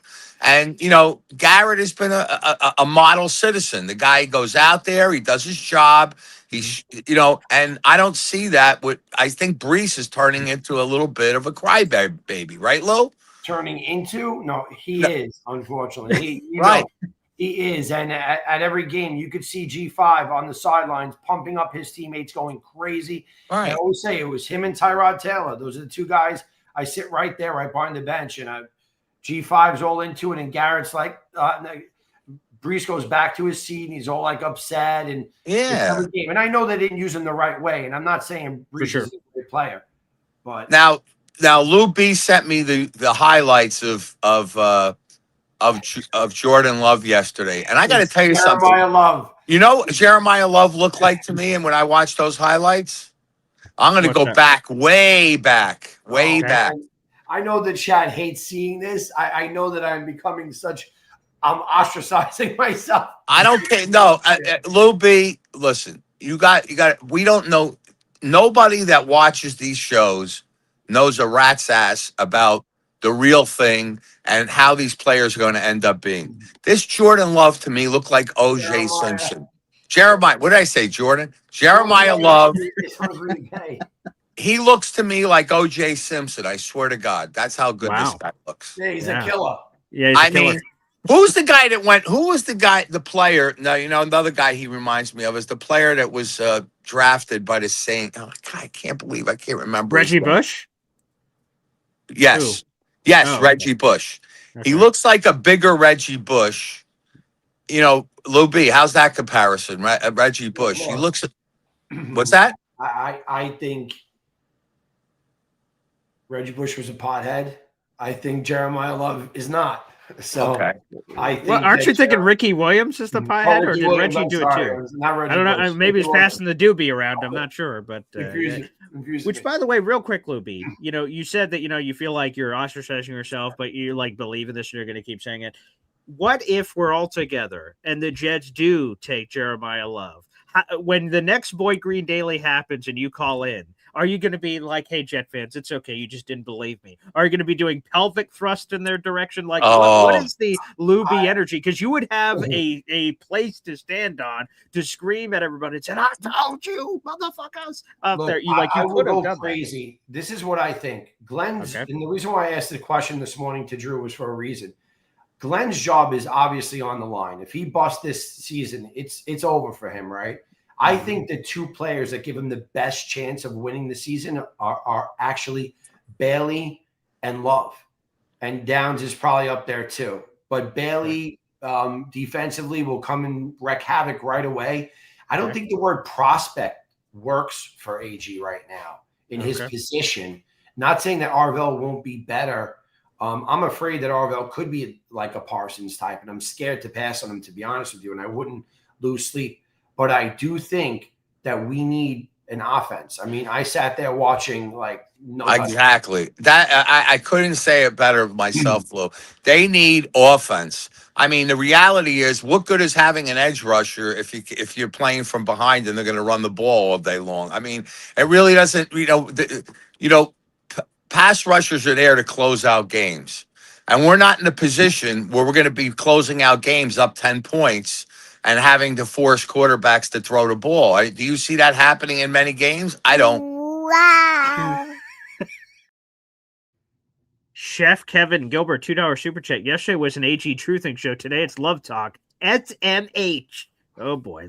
Yeah. Well, again, like I said, everybody is in love with Arvell Reese. Yeah. I was listening to one of the Badlands guys, and he said that Jake asked him who he thinks are the top 4. Are there how many superstars in this draft? Okay. And he did not include Arvell Reese in that. He had him as an outside. In other words, he said he's really, really good, but he's not top. He's not like a super guy. He's not that. All right. And I'm going to tell you, if we could swing Lou B on Jeremiah Love, let's just say we start the draft out with Jeremiah Love. Everybody's in shock. Yeah. First of all, not only is he the best running back in a long time, but you could arguably say that he's one of the top receivers also. Yeah. I mean, what about really that? Good. Yeah. And I mean, if we intended, and the games that we won over the last 2 years are the games that Breece Hall took over, by taking checkdowns and take them to the house, having late game surges and things along those lines. That was very much a part of our winning games. And, when you have a guy like Jeremiah Love in the backfield and you put him in there and you put in Agent Zero and you add all these other weapons in there. I have a question for Boy Green. Yes, sir. Boy Green. Right now, we are going to get another receiver in this draft, right? But let's just say A.D. Mitchell is our second or third. Okay. Do you think if A.D. Mitchell plays 16 games or whatnot, do you think he's more open if Jeremiah Love is in the backfield or if Breece is in the backfield? Every game, 17 games, Jeremiah Love's back there or Breece is back there. Who do you think makes A.D. more open? That's tough. That's tough because I think you said it earlier, Luby, that Breece Hall has clearly been misused as a receiver. He's a dynamic receiving option. I mean, his numbers speak for themselves. Even in the limited numbers he has when they have gone to him have been dynamic. A home run hitter every time he touched the ball, the giant screen touchdown. He's had a couple of long touchdowns on screen plays and in the passing game.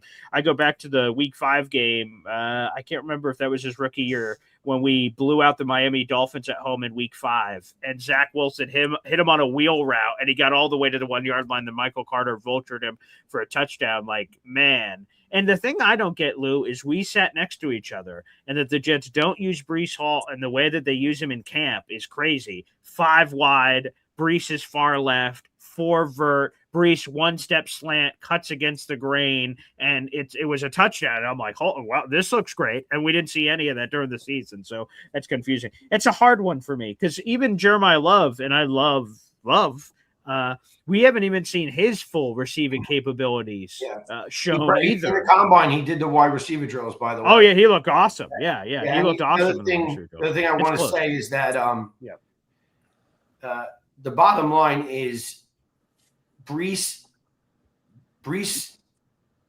should have been signed if they really wanted him here. He's not signed and we're going into the draft, right? Yeah. There's a reason for that. And the Jets have met with Jeremiah Love 3 times. Right. There you go. That breakfast meeting before and that could be a smoke screen. Don't get me wrong. I get it. But I don't believe Mougie thinks anybody's going to come up to 2. But we have pick 2. We don't need to smoke screen anyone. That's We're going to also pick who true. we want to pick. We don't need to trick them that we may take him. If we want to, we're going to. Breece isn't signed. Breece is all over Instagram and Twitter. The last he just posted, it's all about generational wealth, all this stuff, whatever that means. His big fat liar post, his right after they tagged him. I don't know what that means. You tell me. All the other stuff that you've heard on the streets of him not wanting to be a Jet, and he is not signed to the New York Jets. We've had years to see and work out a deal with him. There's a reason why they didn't sign him. There's a reason why they said they'll work it out after the draft. Yeah. And look, I don't know everything. I'm just saying my opinion. Sure. He would be a Jet and signed just like they went and jumped before the seasons to get some of these other guys signed. They just spend some money, just like Brees. The second we spent money on the defense, Brees went and started tweeting about it. Oh, the Jets have money now. Like, what are you saying? Yeah, of course they have money. It's an NFL team. And then you have a guy like Jeremiah Love who sat with them 3 times. By the way, the Heisman candidates this year were only 4 people, 3 quarterbacks, and Jeremiah Love. The highest rated player in PFF right now is Jeremiah Love. I mean, what's there not seeing? And there are a lot of other edges that we can get. Yeah, but one thing, Loopy, we're forgetting about. I mean, in free agency, didn't we take 2 edges?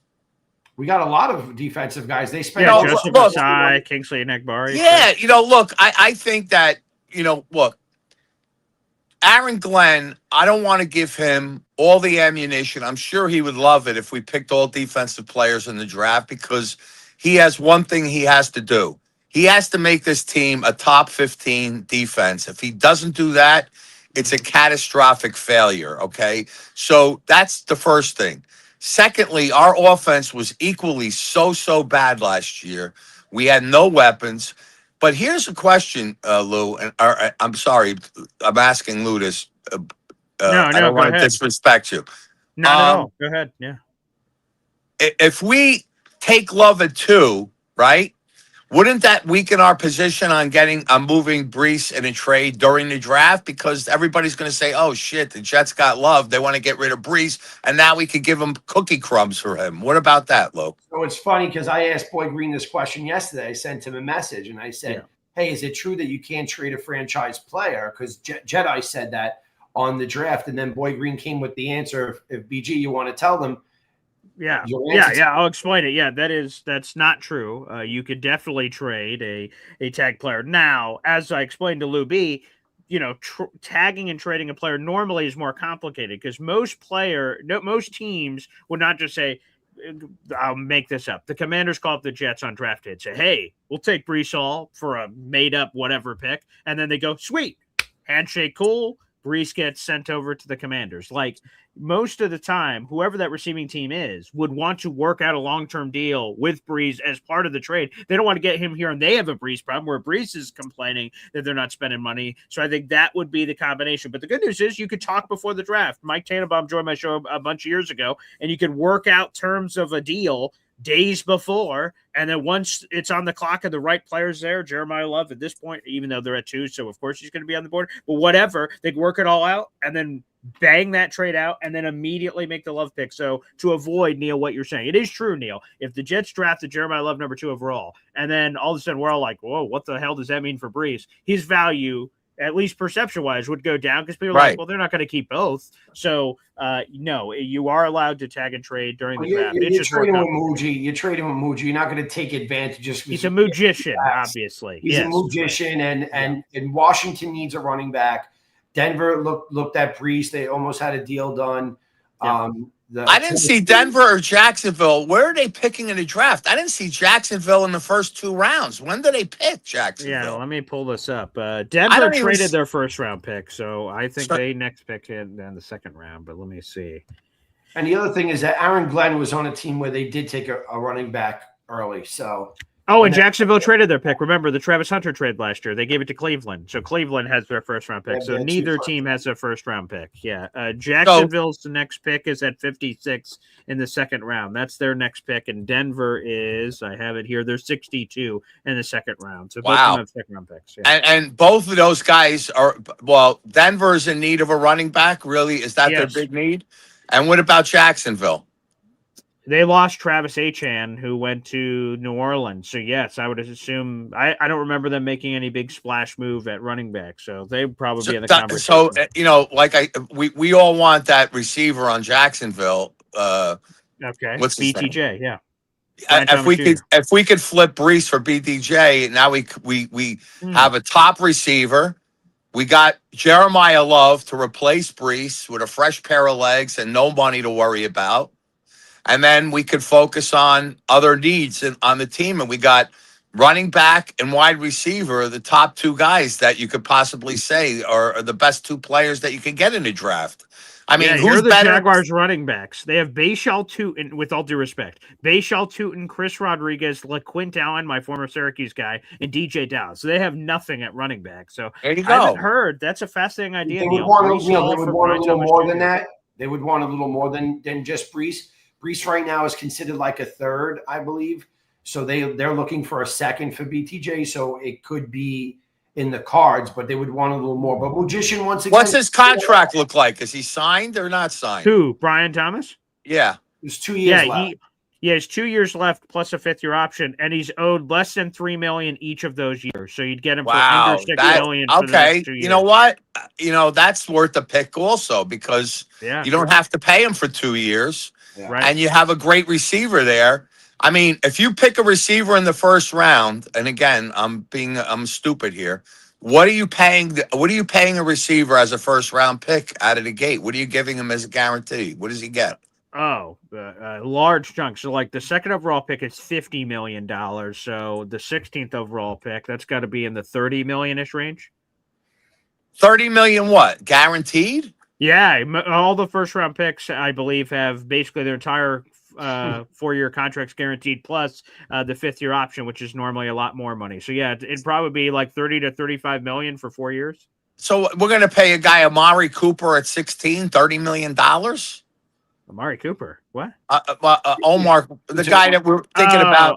Oh, yeah, Omar Cooper. Oh, yes. Omar Cooper, I got you. So you would have to pay a guy like Omar Cooper, who we don't even know if he's a good receiver or not, That's top correct. money?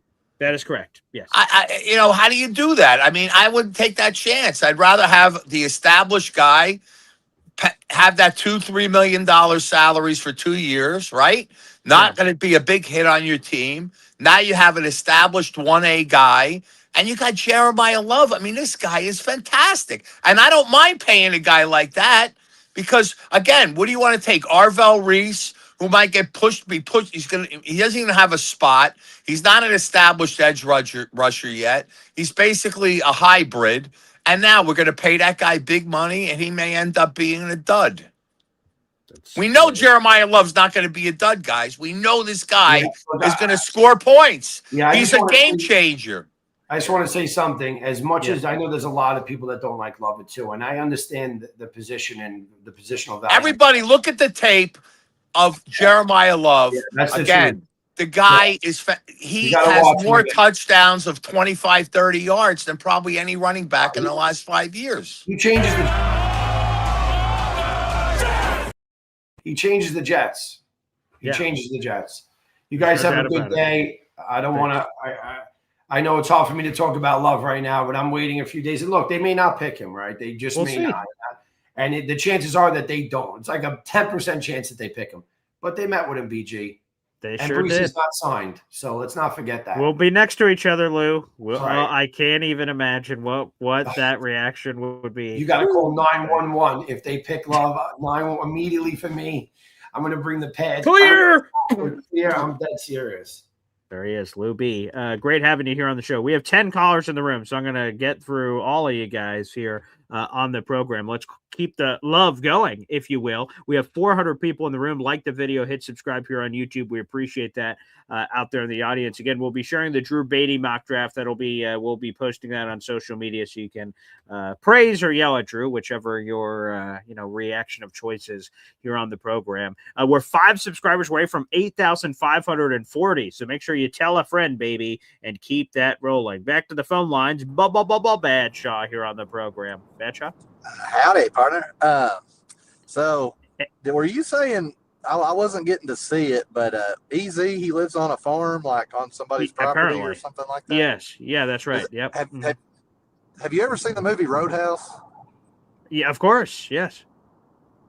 That's just what I'm picturing right now. Like he's like rented this little like barn, and he's like doing his hitting his little punching bag every day before he gets and drives his dumpster truck and all this stuff. But that was kind of the visual. But I will tell you, I heard you say, well, who decides what dogs are smart? You're talking about border collies. Yeah. So I had an uncle, and he had whatever you want to call it, like a border collie farm or whatever. And he had a pet duck. and his border collie would walk his duck. He had trained it. Instead of him having to walk his duck to get it exercised, his border collie would walk it and keep it safe from all the other stray dogs. So then my mom's like, well, we want a dog like that. So we bought one of the puppies. Dumbest fucking dog I've ever met in my life. I've owned a lot of dogs. We would leave him on a leash every now and then. If we ever had to put him on a leash, which that's a border collie, you're not supposed to put him on leashes. He would wrap himself around a tree. Like we would like chain him up for 15 minutes and come back, and he'd be like freaking wrapped up around a tree. So I'm like, I don't know. I've always heard they're smart. Some of them are, but I think it's just like human beings. You get smart ones and you get dumb ones. But anyway, so I just had to put that out there. So my question is, the 44th pick, I believe, is when I joined the show. We were voting. We ended up going with quarterback. So what would you have done in that situation with those four options? Because for one, I'll just tell you, quarterback was my last option at that point. With the way y'all were talking, I don't know, those quarterbacks just sound like they're just going to be third string QBs on the Jets. And so what would you have done in that situation? Yeah, so, for those who missed that part earlier in the show, we did a mock draft where the fans voted on what positions Drew had. I was going to say but Drew made all the picks. What picks Drew had to make. So if quarterback was picked at 2, he has no other choice. He has to pick one of the quarterbacks at 2. So he had no choice. At 44, he had to pick a quarterback, and he's going through them. And Ty Simpson was off the board. He got picked a few picks earlier. And obviously Fernando was long off the board, which left Garrett Nussmeier, Carson Beck, Drew Aller, and his point, Cade Klubnik. There's no way in hell I'm taking Cade Klubnik, but hey, different strokes, different folks. So that's out there in the audience. If I was forced to take a quarterback and I was in his position, I mean, there is stuff to like about Garrett Nussmeier, that he's a son of a coach. His father is an offensive coordinator with the New Orleans Saints. Like, he's been around football his entire life. It's whether or not you believe the injury stuff. So he had this weird, rib chest injury that he's not letting the public know what it was, but all the teams know what it was. It's a little shady, but he says he's fully healthy now from whatever this mystery injury was last year. And the 2024 tape is very intriguing. He was supposed to be a top 10 pick off of 2024. So if he just did that again, we'd be talking about Garrett Nussmeier probably second overall to the Jets right now. We would if he had the season he did, and he didn't. So now you get that player at a discount, which is intriguing. The Drew Aller stuff, while all the traits intrigue me for obvious reasons, prototypical size, rocket arm, it kind of goes back to your dog thing you just said about, being stupid and running around a tree. I've seen Drew Aller play a bunch of games, and he does a lot of stuff where I'm he just choked himself around a tree. And it reminds me of an idiot. So, for sometimes you could get those quarterbacks that have splashes of idiot and splashes of great, and that's sort of fun. That's that's sort of scintillating.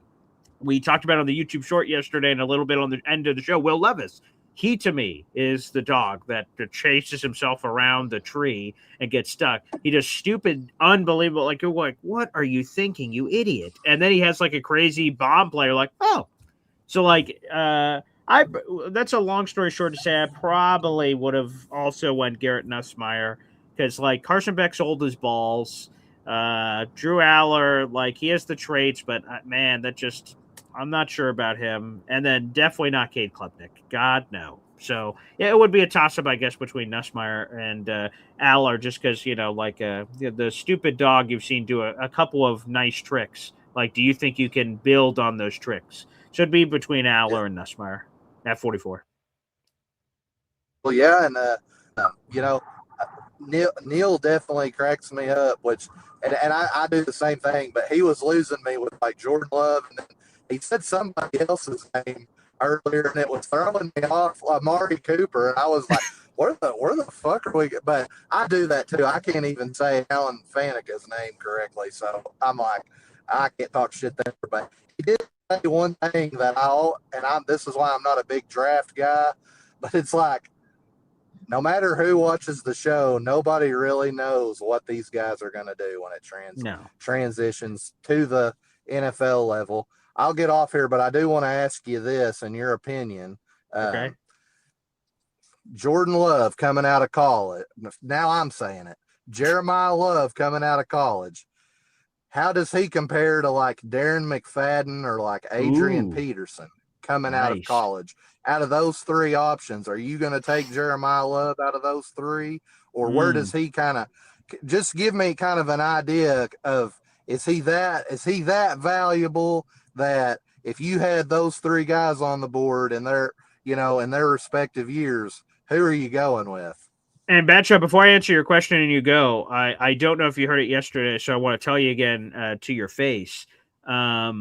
I received a very beautiful email from Ed Vargas yesterday morning, and he was just super, and I'm sure he told you this himself, but he was super appreciative of the attention to detail of you reaching out, calling, pigeon carrier, smoke signal, everything in the books to tell him how much you cared, and he heard all the stuff from the coffee club of everyone saying nice things, and it meant the world to him. So I don't know if you saw that yesterday. These are long shows, multiple hour shows, and people have lives. So I just wanted to let you know he wrote a very beautiful email to me saying how much that meant to him. So he was very appreciative of that.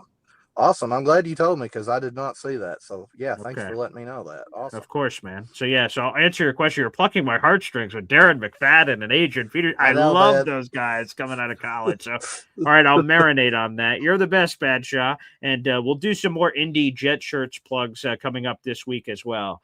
I love Jeremiah Love, obviously. Notre Dame Golden Domer guy, but I friggin' love Darren McFadden coming out in 2008. I wanted him so bad for the Jets. We ended up with Vernon Golston. Oh, the speed, the home run hitting ability. I love Darren McFadden in 2008. Oh, God, that kills me. And here's the thing, because you can't, when you get asked these kinds of questions, you can't judge it on, well, Darren ended up doing this in the NFL, or Adrian Peterson ended up doing this. This is a pre-draft conversation, how I felt about the pre-draft compared to how I feel about Jeremiah Love pre-draft. And Adrian Peterson, Oklahoma, oh my good Lord, have mercy. Oh, whew. I loved Adrian Peterson too. Oh, what an impossible thing. Gosh. I probably go... Oh, I'm going to keep Darren McFadden at number 1. I'll put Jeremiah Love number 2 and Adrian Peterson number 3. Coming out of college. Oh, God, that kills me. Adrian was so good. That's an impossible challenge. You could arrange those guys anyway. And that was excruciating. If you ever wondered what would Boy Green look like getting tortured, it was that. Darren McFadden, Adrian Peterson, Jeremiah Love. That's what cruel, unusual punishment looks like. I see we have a gifted membership coming in. Salute to number 1 Austrian Jet fan. Then we'll get back to the phone lines here on the program. Austrian. Baby. Shout out to our number 1 Austrian Jets fan out there in the audience. That membership went to John Bogo. I saw him in the chat earlier interacting with the draft question. So shout out to you, John. Number 1 Austrian Jet fan. Great work. You now have 8 raffle tickets just behind Indy Jets for first place in our contest. Very, very nice. So Austrian is holding the leaderboard there at number 2. Silver medal. Nothing wrong with that. Appreciate you, Austrian. Thank you for the gifted membership. You are in the running. All right, back to the phone lines here. Oh, normally we see this guy in some sort of a building, but he's on the road. It's Jake. BJ, what's going on? Can you hear me? Yes, loud and clear, brother. Can you hear me? I can't hear you. Fuck it. Whatever. Couple things. Easy. My guy Easy. You pay $400 a month for rent? Are you kidding me? Well, my rent is $2,500 a month. Where are you living, Easy? Where are you? Because I need to move there. Yeah, man. Yeah, my rent is $25 a month. It's a beautiful place, very nice, but it's fucking expensive. And yeah, this guy's paying $400 a month. Holy shit! But that's either here nor there. BG, can you do me a favor? Can you put up Drew Beatty's picks? Hang on tight here. I know James can't hear me, but I guess I can talk to the rest of you here. So let's pull this up. Let's pull this up so you can see this. Okay. Arvell Reese. Are we agreed that's who we're going with? Probably. Right? That's got to be the pick. That's got to be the pick. What do you think about Omar Cooper Jr.? I like Omar Cooper Jr., talented receiver. I think 16 is rich, to be candid. But, if Jordan Tyson was on the board in this scenario, but the injury scared the shit out of me. So if they're gung-ho on going wide receiver, Omar Cooper Jr. is totally in the conversation. BG, I told you the other day, man, the more and more I watch Makai Lemon, I know he's not big, but he's a dog out there, man, and he's a physical small receiver. Does that make sense? Mm-hmm. He's got a full head of steam when that ball is in the air, he goes after it, man. And I don't know. I think that Garrett, maybe we could keep Garrett on the outside and put him in the slot. I don't know, but I think that Makai Lemon over Omar Cooper Jr. is the way to go. Now, Pregnon, what's his name? Emanuel Pregnon? That's correct. Stud. Let's get him. Let's lock him up at 33. And Garrett Nussmeier, man, I'm going to tell you, this kid at some point in his career, I don't know if it's 2, 3, 4 years down the line, this kid is going to be good. Anytime you have a coach's son, right, he doesn't have the strongest arm, but he's got the mental. He's got the mental, and that's what I like in a quarterback. Like Drew Beatty said, he thinks Ty Simpson is the best processor in the draft. I'm telling you what, this kid Garrett Nussmeier, he can process, bro. He can process, and he's gonna be a stalwart. I think he's gonna be really good, man. I really do. So I'm down with F at 44. I think that's bullshit. I don't. Yeah. I think that's ridiculous. I think that should be like a B-. What do you think? I like Garrett Nussmeier. I think F is over the top. I think that's like whatever the word is. Like, this is where Garrett could definitely go. It's going to be somewhere in the mid-second round to like the third or fourth round. Like, it's going to, it depends on quarterbacks because quarterbacks are crazy, I guess. But who would you rather at 44, Aller or him? Him, Garrett Nussmeier. I can't hear you. Yeah, that's all right. Garrett Nussmeier. I don't know if you can hear me, but Garrett. Yeah, all right, James. We can't hear you. I don't know if you can hear us or drop out and come back in, but yeah, I would rather, to answer all your things you said, Arvell Reese is the betting favorite to be the number 2 overall pick. Omar Cooper Jr., talented receiver. I think 16 is rich, but again, if you're gung-ho on going wide receiver and you're scared about the Jordan Tyson injuries, could totally see that making sense. Pregnon, again, if you want to get a guy, he battles it out with Dylan Parham at left guard, and whoever wins, great. I don't mind the depth. Garrett Nussmeier, interesting guy. Again, in our scenario, you had to go quarterback at 44, and he's the one I probably would have went with going through the entire situation myself. But, yeah. Let me just bring up this $20 super chat from Neil Sr., baby. Whoa, mamacita. Oh, yeah. Here we go. Wow. Neil Sr. with the $20 super chat. 6 raffle tickets to our contest this month. Thank you, Neil. BG, how would Pop feel if we take Lovett to Luby is my pick for GM and all of the chat? I'm sure Luby loves that. My Pop did his annual mock draft 7-rounder, and he had the Jets trading back from 2 to 4 with Tennessee to take Jeremiah Love. He loves Love. We got to see Jeremiah Love together. It's hard to see, probably, but right here is a mini football. It's a Notre Dame and Syracuse logo, and it was on November 22nd, 2025, a few days before Thanksgiving, if I remember correctly. We went to South Bend for the first time in both of our lives, and got to see Notre Dame beat the piss out of Syracuse. I mean, Jesus, it was like 77-6. I mean, it was, and Jeremiah Love had like 200 yards rushing, like in the first half, and then they said, okay, and they like benched him for the rest of the game. Like he went nuts, he went bananas. So Love, we got to see Love for that part, and there's just a, sometimes you can see it on television or if you're rewatching tape or something, but there's just something to see in something live. And it just looks like he's at a different speed. It's sort of like you're watching National Geographic and it's a cheetah going after a gazelle. And you're like, wow, this cheetah is moving out a lot faster than that gazelle. Like it's just that level of transparency.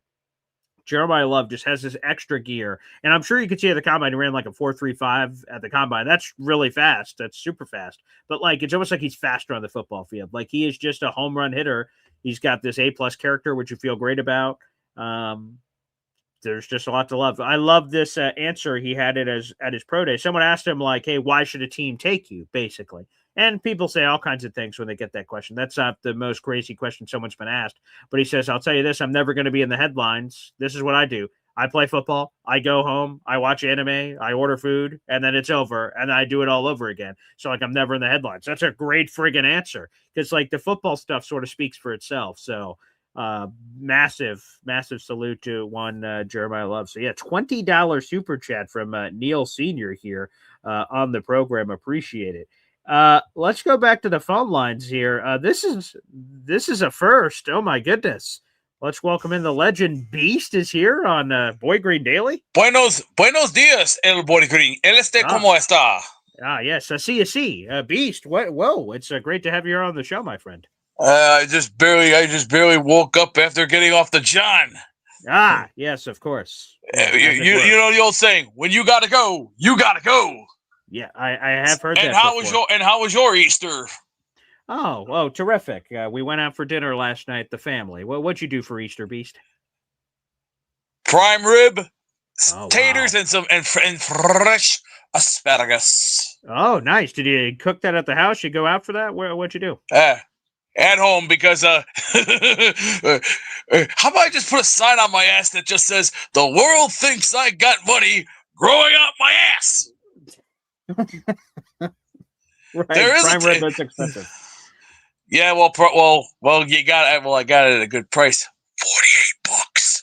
Wow. Okay. Nice. Other places were charging $65, $70. I said, ain't cutting it. It's called sorry, no deal, no chance. So did you just know a guy? How'd you get it for such a good price? Hey, negotiate. Okay. Negotiate. It's called use. You know what this means, right? Yeah. Use this. Use this instead of the other thing. But I'll tell you right now, man. If they wind up getting Jeremiah Love, and if Brees keeps complaining, please, I don't want any babies on this team. Please send them out. Yeah. I can't have it. No babies allowed. If you want to be a baby, get out of here. I can't allow it. I cannot allow it anymore. No. Of course. Yeah. What am I running? A nursery center? No. This is a training facility. If you want to work a nursery, that's fine. Fine. Whatever. Business is business and money is money. You think we're running a soup kitchen? If you want to work a soup kitchen, that's fine with me. But I don't care. It's called you're here to work. And I'm gonna say this one time for everybody. When you come to work, turn your phone off, put it on the charge, and worry about your teammates, worry about your peers, and worry about the people you're working with. Not hard. It is not that hard. Come on. George Carlin said it best. You get up, you go to work, you eat 3 good meals, you take 1 good shit, and you go back to bed. Where's the mystery? Where's the mystery? Where's the mystery? No mystery at all. A common, signed, sealed, delivered, done deal in the bag. So let's see. Well, we're already into lawn care season. We're into billiard season. Basketball's already on its playoff run. Hockey's already on its playoff run. And college football, just getting started. Yeah. it feels that way, my friend. Wow, yeah. Everything. Everything. Someone once told me everything changes, and yes, everything does change for a reason. It's life. We all grow up. We all grow old, and sooner or later, dead. Yes, yeah. The cycle of life. Yes. The cycle. Well, and I do want to see some. I do want to see some new boys coming up. It's called, if Woody would stop being so cheap. It's not hard. It's called take out. Take out 2.7 bill. Get these new stars. It's not hard. Come on. We get up every morning. We do what we have to. We shave. We brush our teeth. We hit the showers. Come on now. Not hard to do. I mean, come on. We change our underwear every day. Come on. It's not this difficult to do. It ain't rocket science, folks. Sure, when you get older in your 60s and 70s and 80s, sure. George Carlin said it best. You can even shit your pants. They expect it. I haven't tried it yet, but I don't rule it out. I'm keeping my options open. Well, Beast, I just have to say, this is the first time I've ever called the show. What inspired your first call in today? I've been very busy lately, and sure. I've had a lot of shit on my plate. Stress levels too high, and then trying to find different things to do, and it's not getting any easier. It's life. It gets harder each day. Well, just think of it. Just think of it this way: in 100 years, we'll all be dead anyway. We'll be all. We'll all be extinct, and archaeologists will find us and think we're 200 years old. That's true. They will. Look, we'll be all dead by then. So let's look at it. We got the moon landing. We got the Mets winning the World Series from '69. The Jets winning the Super Bowl '69. Some things could change in a heartbeat. You don't know when. You don't know where. Anything can happen. Just watch. Wow. And remember, Big Brother's watching. Big Brother's watching. Wow, Beast. Wow. That's our first ever Beast call. Wow. Wow. That was historic. I don't even know what else to say. Wow. Okay. Shout out to the Beast Boy Green collab I didn't have on the bingo card. So congratulations to myself on Beast jumping on. Wow. He's never called into the show before. Thanks, Beast. All righty. I don't know where else to go from there, but we'll keep rolling here. Here we go. Back to the phone lines. Who do we got here? Mr. Legendary Famous Fulton. Morning. You muted yourself there. Go ahead. Say that again, Mr. Famous Fulton. Hi, this morning, Paul.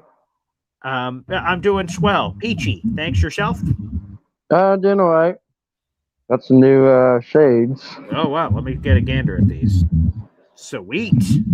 Those are cool, man. Yeah. Got good vibes going on. And these ones, too, as well. Oh, wow. Those are nice. That's cool. Yeah. Ooh, tag still on them. Nice. That's fresh. Yeah. Yep. Yeah. So did you have a good Easter? I sure did. Yeah, we went out to dinner last night. I took out the family. I had what did I have? Sirloin. I had a nice sirloin, like an 8 or 10 ounce sirloin. That was very nice. Some steak fries. That was delicious. So brought them out for some steak and dinner last night. That was beautiful and quality family time. Football is a very busy part of my life, so it's good to get away every once in a while and spend time with the family. Yep. How about yourself, Mr. Legendary Famous Fulton? What'd you do? It went pretty well. I visited my girl Tracy yesterday, and then we had to go to my mom's friend Sharon's house for a couple of minutes. All right. And we did like an Easter egg hunt and everything. So nice. We had to find like 3 golden eggs to win that prize. Mm-hmm. But it was a lot. So. Oh, nice. It sounds like fun. Yep. And I tried one of the new foods. Okay. And it was called like those deviled eggs or something. And you put how was that? Well, the one I tried is pretty spicy for me, and they've got like mild sauce and everything, like Taco Bell sauce and everything on it, like mayonnaise and stuff like that. Hey, not a big mayonnaise guy. No. TBH. Yep. Yeah, I love eggs. I have eggs all the time: boiled eggs, scrambled eggs, poached eggs, all kinds. Every egg over easy on my burger every week. I love eggs. The one I have not had deviled eggs before, so I don't know what is in deviled eggs. But I hear it is spicy. But that's all I know. I don't really know anything else about it.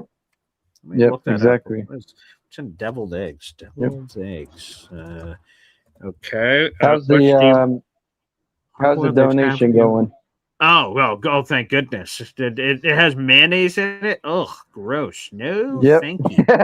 Oh, yeah, that's gonna be a no for me, dog. Yeah, it's a classic appetizer, hard-boiled egg halved with yolk mixed with mayonnaise, mustard, and seasonings, and piped back into the whites. No, thank you. Yeah, I'm not a mayonnaise guy. I'm gonna have to pass. I'm gonna have to pass. Sorry. Yeah. Yep. How's the donation going, Paul? Oh, good. It looks like shout out to Philium who brought it up. I can bring it back up here. I think I still have the note. Let me see. I know you have it. I know you have. Yeah, here it is. You guys can donate. It is arctreasurecoast.org. Again, arc ARC treasure TREASURE coast.org for autism awareness. So, folks, shout out to Philium for throwing this link over to us. That's on your screen. So if you'd like to, donate and raise some money for autism awareness, that's a place to do it. Yep. Don't forget to send it to me because I need to see if I can find it. Yeah, there you go. Exactly. That's the point. So, Mr. Legendary Famous Fulton, you're the best, baby. Yep. I will. Thanks, Paul. Okay, there you go. Have a great day. Mr. Legendary Famous Fulton here on the program. You know, like the yeehaw thing when it's someone's birthday and you got to jump on a saddle? I think so. All right, yeah, lay it on us. It'll remind me of what that is. I'm hearing NYJ Fandom say, Paul, have you ever had a Big Mac? I have not. He said, I'm sorry to tell you, it's made with mayo. I have never had a Big Mac, so suck it, pal. You tried to trap me and say, you've had mayo. No, I haven't. No, sir. It looks gross. Have anyone ever, I assume a lot of you have seen mayo. It's this gelatinous, disgusting, smelling. It looks gross. So the jar looks gross. The gelatinous nature of it looks disgusting. No, thank you. Yeah, my father taught me well when I was a youngin'. He said, yeah, that mayo is disgusting. There's two things that disgust me. I sort of feel like Austin Powers' dad was like, small hands that smell like cabbage and the Dutch. My two things are neither of those two things. My two things are mayo and pickles. Oh, God, just gross. And here's the thing I hate is my fiance loves that crap. And then she's fed it to the children. So the children come over for a hug, and I'm like, get away from me. Gross, disgusting. So I have to give them a little pow, pow, pow, pow, pow. Get away from me. Karate kick. Yeah. Stay back. Yeah, so mayo and pickles. Oh, God, I'm gagging just thinking that's disgusting. Keep that away from me. So deviled eggs, you can beat it, pal. Sorry, Mr. Famous Fulton and your beautiful family. That's not happening. No, thank you. All righty, back to the phone lines. Up next, we got Bill. Hey, how's it going? Good morning. Yeah, it's been interesting so far. Yeah. I got back yesterday from Beantown. I was out there this past weekend with my son, and nice. It was nice. We took in the USS Constitution, awesome, and we got to see the New England Aquarium, which is very, very large. Oh, I've seen it. It's pleasantly beautiful. Surprised. Yeah. Too crowded though. Oh my God. Yeah, that's the thing I didn't like. The first time I went, they sort of have this cylindrical, like, as you keep going up the aquarium, it's beautiful, it's massive, but the amount of people like sort of freaks me out because I feel sort of rushed when there's all these people and they're like keep moving along. Like I sort of want to bask in whatever these small slices are that are really cool in there. So yeah, too many people. Yeah, well, Camden, New Jersey has a very nice aquarium too, called the Venture Aquarium. Okay. Definitely worth the trip. Not quite as crowded, and obviously a lot more exhibits than the New England Aquarium. Definitely, New England has a lot more in terms of animals, and cool. that huge reef tank of theirs definitely bigger than other public aquariums. Did you guys go out to Fenway Park? No. I found out that a couple of my nephews went there that same weekend because the older one loves the Padres. He lives out in California. Yeah. So he treated his younger brother to a game, and they got to see the Padres whip some ass down there. Nice. There you go. Yeah. Yeah. My thing is again with Love. I'm not a big fan of taking a running back that high. If you want to compare apples to apples, why not compare Brees's college numbers to Love's, and you'll see that Brees was the better player back then, which is why the Jets chose him in the first place. Yeah, right. It still comes down to him being properly utilized as a receiver too. You utilize him as a receiver, you're going to see easily 1,800, 1,900 combined yards between running and catching the ball, potentially, obviously. Right. We still don't even. That's the thing that would kill me if and I get all the Jeremiah Love stuff again. Now, Notre Dame, Golden Dome, I love all that. But what would kill me is if we trade Brees to the Chiefs or wherever, and they fully utilize him, and he runs for like 1,400 yards, and he catches like 80 balls and throws 7, and you're like, wow, we had that. That's another one of those stories of Sam Darnold's here, he's gone. This guy was here, then he's gone, and they just kill it somewhere else. And you're like, man, we had that right here. It was just our offensive coordinator sucked. So I really hope if Brees Hall ends up staying on the team this year, that Frank Reich shows us what this guy was capable of the entire time, because that'd be a tough pill to swallow if we see him killing it for another team. Yeah, and when I hear, Brees is upset being a Jet, well, join the club. A lot of Jet fans are upset being Jets. What are we talking about? That's hilarious. That's true. Just win, baby, and everybody's attitudes will change right away. For sure. Also, a quarterback. If we choose a quarterback, he definitely is not going to be a starter right away. So to waste one of our top 4 picks on a quarterback who's not going to play, I mean, I'd rather have all 4 guys, whoever we choose in those rounds, to be starters. Of 100%. course, we don't know what Muji has in mind when the draft actually hits, whether he'll move back on some of the picks or move up with some of the picks. So that might change everything from who gets picked versus our expectations of who gets picked, and either we'll be pleasantly surprised or just fucking outraged. One of the two way. Right. In day 3, you still have Cole Payton, you have Jack Strand, you still have what's this guy? Cole Payton is there. Yeah, and then there's that 6'6" quarterback, Talon Green, Arkansas. Talon Green, there you go. So there are guys that you can choose and try and develop them. After all, as AG would say, it's all about coaching. Well, get to coaching, brother. So that's my feelings about that. Jeremiah Love, if we could get him later in the draft, I guess I wouldn't, but wasting a first round pick on him, I just can't see it. I don't see that as a big need. Edge rusher, a need. Having another guard, definitely a need. Having obviously a couple of wide receivers and a tight end, all needs. But running back, not so much, in my opinion. No, and I would tell you this part, I don't know how many Jet fans agree with you, but they should, is, again, these first 4, let's just sort of look ourselves in the mirror here. We're coming off a 3-14 year. Like, these 4 picks could and should be, quite, if they're not, then the Jets did something wrong. If these 4 guys, if they stick and pick, are not starters, then the Jets have horrifically picked incorrectly outside of, I guess, a quarterback situation. And obviously they need it when you're coming off this kind of season. Like, think about it. It could be a wide receiver.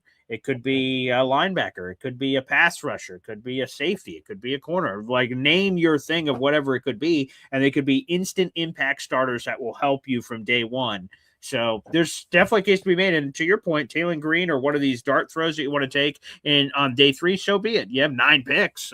I think the Jets are definitely at some point. I heard this noise on social media yesterday. I totally disagree. There's no way, in my opinion, the Jets go through this entire draft and don't take a single quarterback. I just don't buy that at all. It's happening somewhere. That is correct. Sure. That is correct. And, the wildest dream that many of us fans would have is if the Jets chose a quarterback this year, even at day 3, and that quarterback actually turns out to be a solid player, all of a sudden that changes our plans for 2027. Sure, 100%. Now we have all these picks that we can use on other, other areas of need. So we obviously we always have this thing: hope for the best, but expect the worst. Let us hope for the best and get the best, so that we be happy campers. Congrats to Buffalo fans that they're no longer in our boat. Buffalo Sabres fans, congrats. We talked about that yesterday. Again, I have plenty of things against Buffalo because screw the Bills. But like the Sabres, I've got no beef with. I'm not a massive hockey fan, but I can empathize with 14 years of not making the playoffs since we're at 15 years, and to make it and all the celebration and jubilation, elation, all that other stuff from the fans. Good for them. And to me, that's just like, I can't wait till that's us, because it is going to be a party like nobody's business whenever it eventually ends, whether it's 2026, 2027, or whatever year it is. Whenever it does hit, it's going to be one of the coolest celebrations and moments for all of us out there in the universe. And I can't wait for it. Yeah. Do the kids get a kick out of watching you do your thing on your channel? They do, which is really cool. So I have picture. Let me see. Do I have any of them on the computer? Let me see if I do, or if it's on the phone. It's let me check one place if I have them saved here somewhere. If not, they're on my phone, and then I won't be able to access it quick enough. But the cool thing is like my office has slid around in a couple of different places. Oh yes, I do. Okay, here it is. So here's a random picture of my daughter. So she has woken up before, just come over and put on the headset herself and gone up to the mic. Nice. It's oh my god! It like this was one of these occasions. This picture, shout out to either me or my fiance. I can't remember which one of us took it, but I remember coming around a bend like of our house, and then she was just sitting here and she was talking into the microphone and had these headphones on, and she was trying to pretend to be dad. And oh my gosh, I was like, man, that's so cool. Because, like, she only knows what she knows. She's only lived with me her entire life. So this is all she knows. She doesn't know, like, a banker job where the dad's gone from 9 to 5 or whatever random thing happened. So it's cool to see that, she's interacted with it. Polly has come over here a few times and sits in the chair and just going, blah, blah, blah, blah, blah. So, yeah, it seems like they get a real kick out of it, which is super cool. So, yes. I haven't been asked that before, but it is, they seem to get a real cool thing out of it, which warms my heart. So, is your dream that she attends Syracuse and takes up broadcasting? My dream is that she plays some NFL football, and they like girls in there, and she's our next franchise quarterback. I mean, that'd be great. What I want is to retire as quickly as possible. So as soon as she can hit it big with whatever it is, I can immediately retire and move to Tahiti or something. So whatever that is that she could do as quickly as possible is great. But no, that'd be cool if she got into broadcasting. I don't think there's a lot of really wonderful women broadcasters and women broadcasters out there. I think, quite frankly, the space needs more. So I would love nothing more than for her to jump into, whether it's for the Jets, that would be super awesome for me selfishly, but whatever it is, it'd be cool if she took, the torch from the old man. That'd be cool. Yeah. My granddaughter is also a real cutie, and I'm wishing all the best for her. Very happy parent and grandparent. Mm-hmm. And, and I'm glad that you also have couple of beautiful, healthy kids. Thank you. And I wish you all the best with them. And time for me to let some other people on. So take care. Have a good week. Great call, Bill. Thank you so much. We got in some aquarium and everything else. Yeah, that's my beautiful daughter, Zariah Luna Serenity Esden. My beautiful daughter. She's such a light of my life, man. Being a parent is like the coolest thing in the world. NY Jets fandom, thank you for bringing this up. And this is a good reminder. Again, we have 400 people in the room. Guys, the free way to contribute is by liking the video. That is, you should do that. Hopefully, every time that you come on the show, if you enjoy the program, because that's how this show organically gets in front of other Jet fans in the universe. We only have 62 likes. We have over 100 people in the room. So please, if you can, hit that like button. It is just how this Jet show can get in front of other Jet fans. That's how the subscribers end up growing, because likes are lighting it up, and other Jet fans go, "Whoa, what's Boy Green Daily? What's that all about?" And they get sort of thrown out to it. So I really appreciate that. So people, make sure you guys check that out. But no, if you guys ever send in a super chat and spend money on the channel and you don't see me get to it, or you might have missed it or anything, bring it back up. Membership, super chats, anything. I always try to keep an eye out for it. And normally YouTube flags it, or StreamYard flags it and puts it in its own category, because at the end of the show, I always go back through everything. But I want to make sure I never miss anything. So if you think I missed it, definitely let me know. So fandom, NY Jets fandom, thank you for this $2 super chat. It did go in my special category of other super chats, but I did not see it live, so thank you, or see it immediately. Wow. NY Jets fandom gives what he would have done with this draft. I would have gone Arvell Reese. Again, makes a lot of sense. I would have gone Vega Ioane, the Penn State interior offensive lineman at 16. He would have went Ty Simpson at 33 and Chase Besantis at 44. All of those fills need. So pass rusher, obviously. We need pass rush help. I love Reese of all the group so far after seeing everything that I've learned, and I can't wait to read Dane Brugler's The Beast and learn more information about all these guys. But Reese, 100% at 2 makes sense. Vega, I was against it initially, to be honest with you, because I'm like, man, we've invested more first-round picks in the offensive line than any other team in football since 2020. Like, I don't know, man. That's a lot of premium resources. But you know, if the Jets decide this is the best player of the draft, or not best player of the draft, like the best, like when they're picking, like he's the best player available, then who am I to say don't do it? You can complete the offensive line. Olumuyiwa, Vega.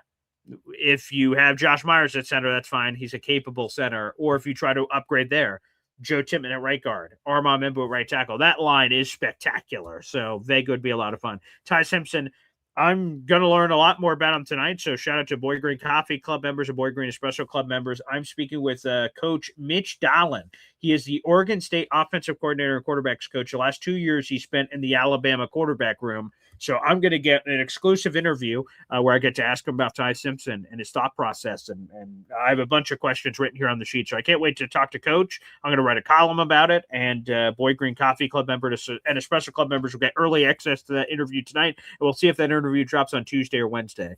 We'll see officially. So I can't wait. So I'm going to learn hopefully a lot more about Ty Simpson, which I'm fascinated by. And then Besantis, again, if you want to add another guard in. Although now that I'm rereading this out loud, 2 interior offensive linemen, there might be a hole in the plan over here, fandom, because then what happens, unless you're moving Joe Tippmann to center, I guess, and then you have Vega left guard or whatever combination they break up in. You have Vega on one side, Besantis on the other, and then where's Dylan Parham? So interesting, and maybe he goes to, but where's Tippmann? So that would be actually rereading this 4. That would be my only question. Taking Vega and Besantis seems a little overkill, but I'm fine taking Vega. I would probably switch up Besantis for something else then at 44, like a corner or maybe off-ball linebacker. Jacob Rodriguez would be a good fit there instead. So that's the one I would slightly alter from you, NY Jets fandom. But that's a good thought. I love it. Yeah, feel free. You guys can always send in your mock draft suggestions. I'll put that towards your raffle ticket totals here, fandom. Thank you. Appreciate that. And the audience here. Yeah, I would slightly alter that. They're on the Besantis slide. Okay, let's see. Yeah, Beast called in. Crazy. Yeah, I've never had Beast call on the show before, so that was new. That was different. Thank you for the Zariah Luna shout out, Bill Lamley. Appreciate that. All right, up next, Knowledge the Jedi graces us with his presence. Well, are you in your Emperor Palpatine phase here? What's happening?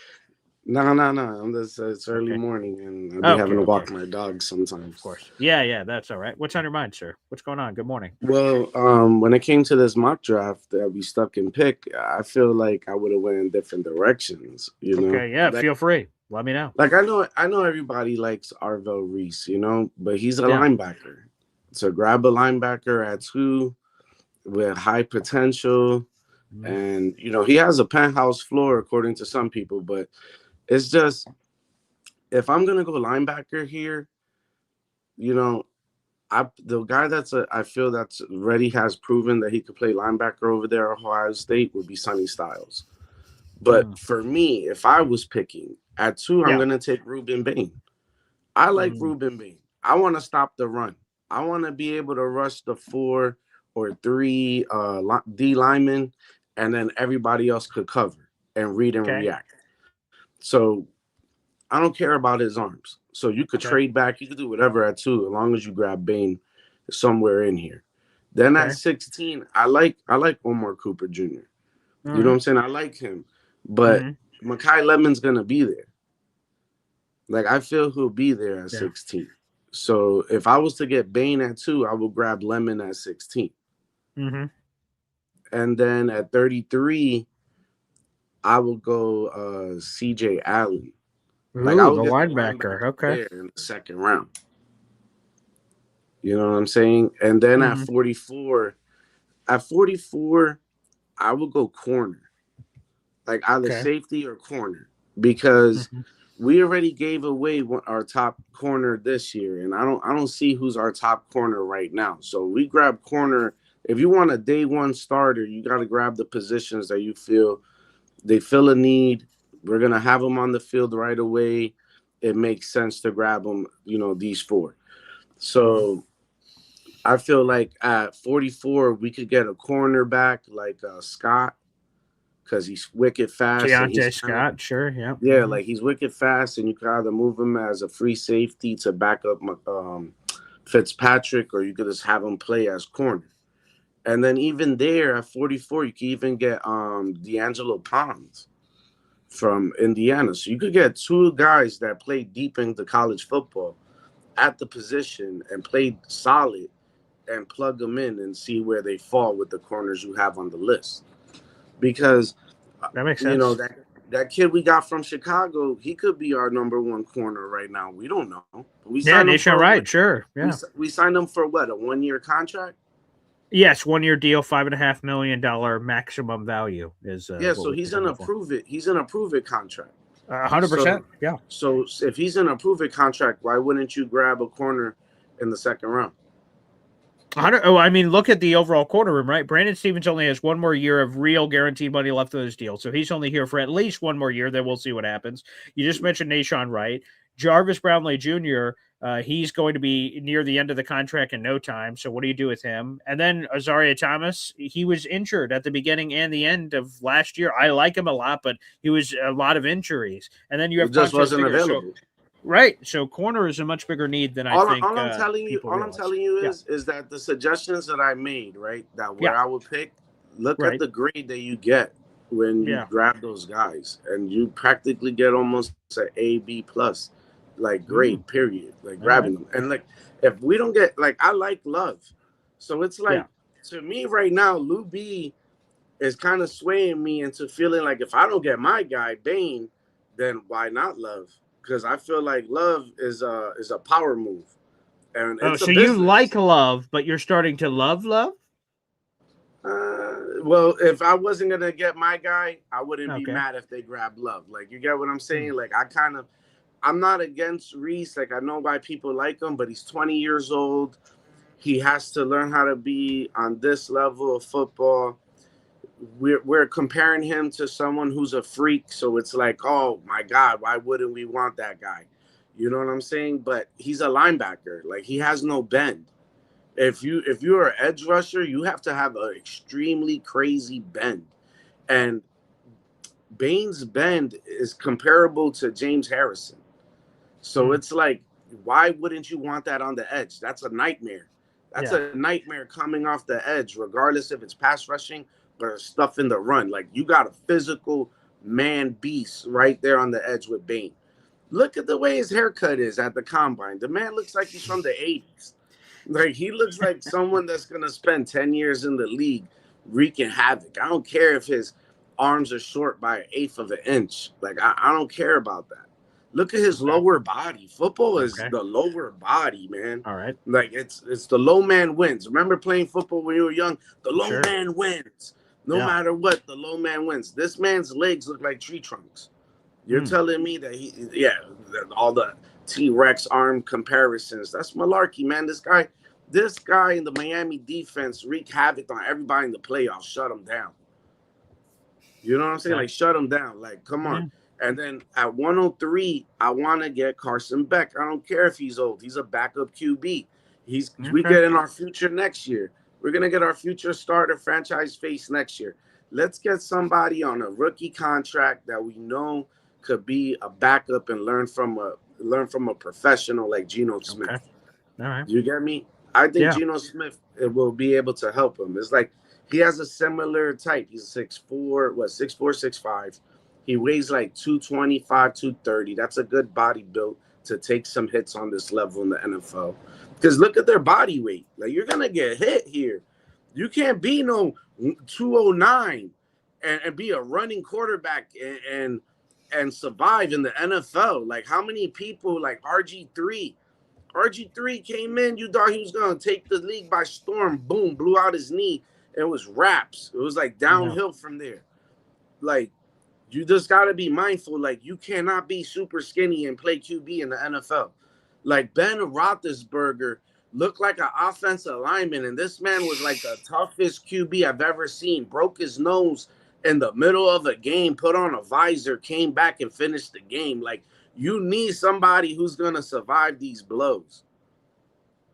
So, you know what I'm saying? So I get why Frank Wright wants a tall quarterback, like a large body type, because he knows that pocket ain't going to be perfect all the time. Somebody's coming in there to whack you like a Myles Garrett.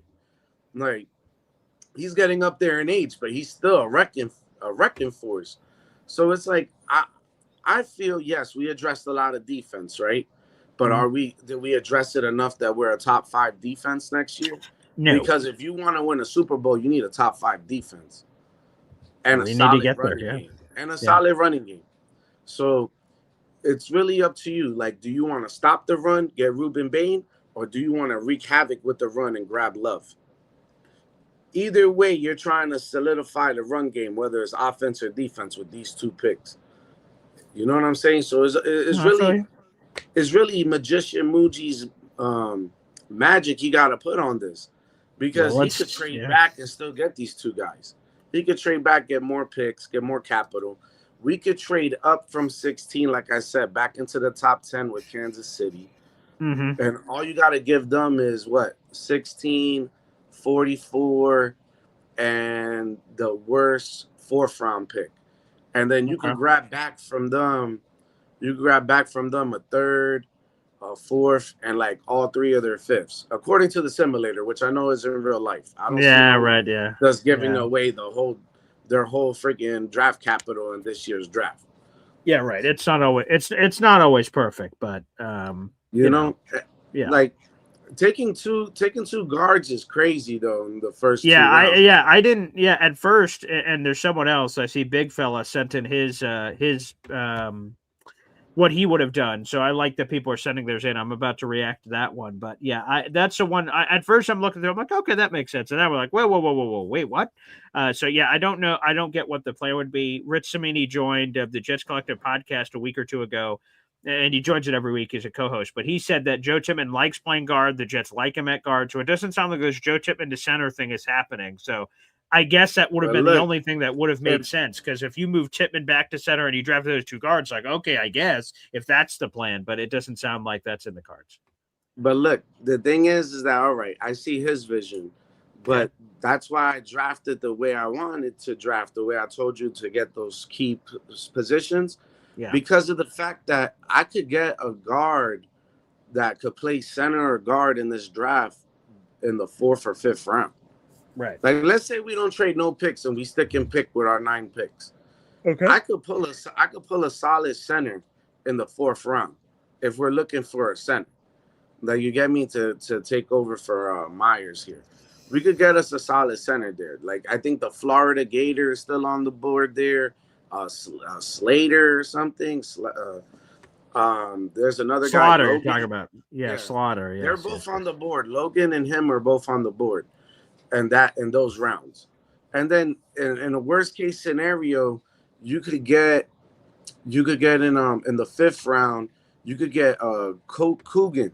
You get that guy. Pat He Coogan. plays, Yes, right. The Indiana guy. Yes, that'd be you know what another I'm way saying? to potentially do it. You could get him. He's a little younger than the one we got, and he may be a little up there in age because all this transfer portal stuff. You're getting NFL rookies looking like, what was that guy that used to be the quarterback for Florida State back in the day? That when he came as a rookie, he was like 34 or something. He ended up with the Carolina Panthers. Oh, it was something more recent is Brandon Whedon. He went on a Mormon mission, and when he was a first round pick of the Browns, he was like 28. So, like, sometimes no, I mean, like, this guy was in his 30s. Like, no, I know yours is even older. It was like that movie. It was like that movie when they got the guy to come back and play quarterback for North Texas, and then he convinces Sinbad he has one more year of eligibility to play on the D line. That's hilarious. Knowledge, I want to thank you for calling into the show, man. Good stuff. I want to get to a couple other super chats that are coming in here, and then we'll put a bow on this puppy. The big fella with a super chat. Let's get to this one. Wow. Let's go to your foursome here, big fella. Sonny Styles. Come on, how can you be mad about that? Sonny Styles is awesome. We've talked about Vega Ioane. You go to Zion Young out of Missouri. We haven't talked about him a lot on the show. Like, he's got intriguing size, 6'6", 262 pounds. You look at he was compared to Zadarius Smith by Lance Zierlein in his NFL Combine profile. This is what he wrote about him, quote, long, well-built edge rusher with size, strength, and temperament engineered for trench battles at the next level. He's a fiery alpha who brings immense energy to the field of the locker room. He majors in block destruction using base power and aggression to play through opponents. He extends and locks out as an edge shedder and sheds when needed, but his pursuit speed and range are average. He has the power to bull rush or drive through edges, but lacks instincts and variety in the rush diet. His NFL pressure production will lag behind without better go-to moves and counters. His physical tools and rugged demeanor give him a chance to be an instant run-stopping upgrade with an average rush. So stopping the run, obviously a key note for the New York Jets, but that pass rush upside to see if maybe the Jets could tap into that a little bit. And then Chris Brazzell, if you guys have listened to any of our draft shows every Monday with Drew Beatty, he loves Chris Brazzell. He has him as a top 10 player in this class. And I love the strategy here, big fella, because you go off-ball linebacker, right, with Sonny Styles, and then get your edge rusher later in Zion Young. So that's a different combination of reshuffling, right? We're talking about all these positions, edge rusher, interior offensive line, linebacker, wide receiver. And you've presented a scenario that's intriguing. It's different. It's hitting the key notes, but in a different order, which I find super interesting. So I love that. Love that. So great stuff there, big fella. Very nice. We've put that towards your raffle total. We have NY Jets fandom with a quick correction. Wow. NY Jets fandom said messed up. Let's go. Arvel, Reese, Tyson, Ty, Preg, Basantis, or messed up. Well, and maybe he's saying this. No, wait, let me see. Arvel. No. Okay, I understand now. So Arvel Reese, number 2. Go Jordan Tyson, 16. So let's go through all these. Arvel Reese, number 2 overall, Ohio State defender. So get your pass rush. Jordan Tyson, Arizona State wide receiver. Take him at 16. You have Ty Simpson, 33, Alabama quarterback. And then whatever the one that is available at 44, whether that's Emanuel Pregnon or Chase Basantis at guard. That's fascinating. So fandom, I like that one a lot for sure. And you just added another raffle ticket total. So yes, NY Jets fandom, you added another one to your pile. That's interesting too. Wow, I like that combination. Okay. Yeah. That's another way to do it. Arvel Reese again. I'm all over that. Jordan Tyson, the injury scare me, but I if they see the upside, I can see the upside. Sure. Ty Simpson again. I'm going to learn a lot more about him tonight. I'm going to speak with one of his former coaches that was with him this past season and the year before. So I've got a lot of fascinating questions that'll drop on the channel later tonight for Boy Green Coffee Club members and Espresso Club members, and it'll drop to the public later. So I'm fascinated to learn more about Ty. And that's hopefully what I'll do. I'm also in talks. I don't want to. I learned this lesson a long time ago in this business. you don't talk about interviews until you get them for the most part. So I'm telling you about this one that I don't have officially yet, but it is scheduled. But nothing leads me to believe this interview is not going to happen. But I've done other interviews. There's other interviews I'm working on from players that are very popularly mocked to the Jets. And I want to talk to some of their coaches that were with those players so we can try to learn more information. Hopefully I could definitely do that after the draft once we know who the picks are. But I definitely want to do it on a few of these intriguing guys that we might pick. So one of the receivers the Jets are commonly mocked to, I've been speaking to their wide receivers coach at their university. So that'd be a fun one to get on the show. We'll see if I'm able to book that one before the draft. They're in spring football and recruiting stuff, so it may be difficult to pull some of these off, but that one as well. Sonny Styles is fun, though. I love that. That's super fun. Oh, yes. I wanted to do this for Kyle. I knew there was one more thing I wanted to get to. Kyle was asking about the Beast earlier. Kyle, you were asking about the Beast earlier. I have an update for you, sir. I have an update. Beast, which is not that Beast, different Beast. The Beast is from The Athletic, the Dane Brugler big mock draft that he puts together. Apparently, it's going to be released in 48 hours is when the Beast is unleashed. Kyle Clifton. And for all you draft fans out there in the audience, that is a huge Bible for me on the draft process. I can learn more about prospects. He does inside stories of like things you've never heard before, strengths, weaknesses, projections, all kinds of wonderful stuff in there. The Beast from The Athletic will drop in 48 hours, according to NFL insider Diana Rossini of That Athletic team. That seems like a good source for this material. So we'll have it in 2 days. I can't wait to dive into the deep end of that pool and learn some more information. So shout out to Diana there. All right, everybody. If you're not sick of the mock draft talk yet, I'm going to have the Boy Green mock draft 2.0 live at 11 o'clock. It'll be myself. It'll be Manchild. We'll both be on live. I'll do a Jets 2-round mock draft. Manchild will be doing a 2-round Giants mock draft, and it's going to be awesome. So make sure you guys stay tuned. It'll be live on this channel and the MC Show digital channel at 11 o'clock. We'll be doing that. You guys can get re-engaged there. So that'll be my 2.0 mock draft because, you know, there's been a lot of mock drafts on this channel throughout the cycle, but I've done very few mock drafts myself of me pulling the trigger, me having the info, me having the intel. So I'll drop another version of my mock draft. That'll be coming up a little bit later, which should be fascinating. So I can't wait for that. Folks, I want to thank you guys so much for joining us here on the show. Make sure you guys like the video, hit subscribe on the way out. And I want to give a shout out to all the people that got involved here. Lou B, Super Jets fan with a super chat. Chef Kevin Gilbert with a super chat. Austrian Jet fan with a gifted membership. Neil Senior coming in with the $20 super chat. NY Jets fandom with 2 super chats. And the big fella. Thank you guys out there in the audience again. A couple of plugs, okay? We're going to have 2 massive interviews on the Boy Green Beats Woody Tuesday, Thursday, 3 o'clock live show. That'll be with Ryan Roberts, draft expert. We're doing a full hour on offense and a full hour on defensive prospects and questions and Jets prospects they could chase. So that'll be dropping. We'll have that Tuesday, Thursday at 3 o'clock. Tonight, I'm doing this interview with a former Alabama coach that's worked directly with Ty Simpson the last 2 years, including this past season. Fascinated to get his conversation. I got you guys will notice this. I have a nice new, shout out to my beautiful fiance, a new calendar to keep track of all my interviews. What's the other one? We'll have Russell Brown. He's an NFL draft analyst next Wednesday.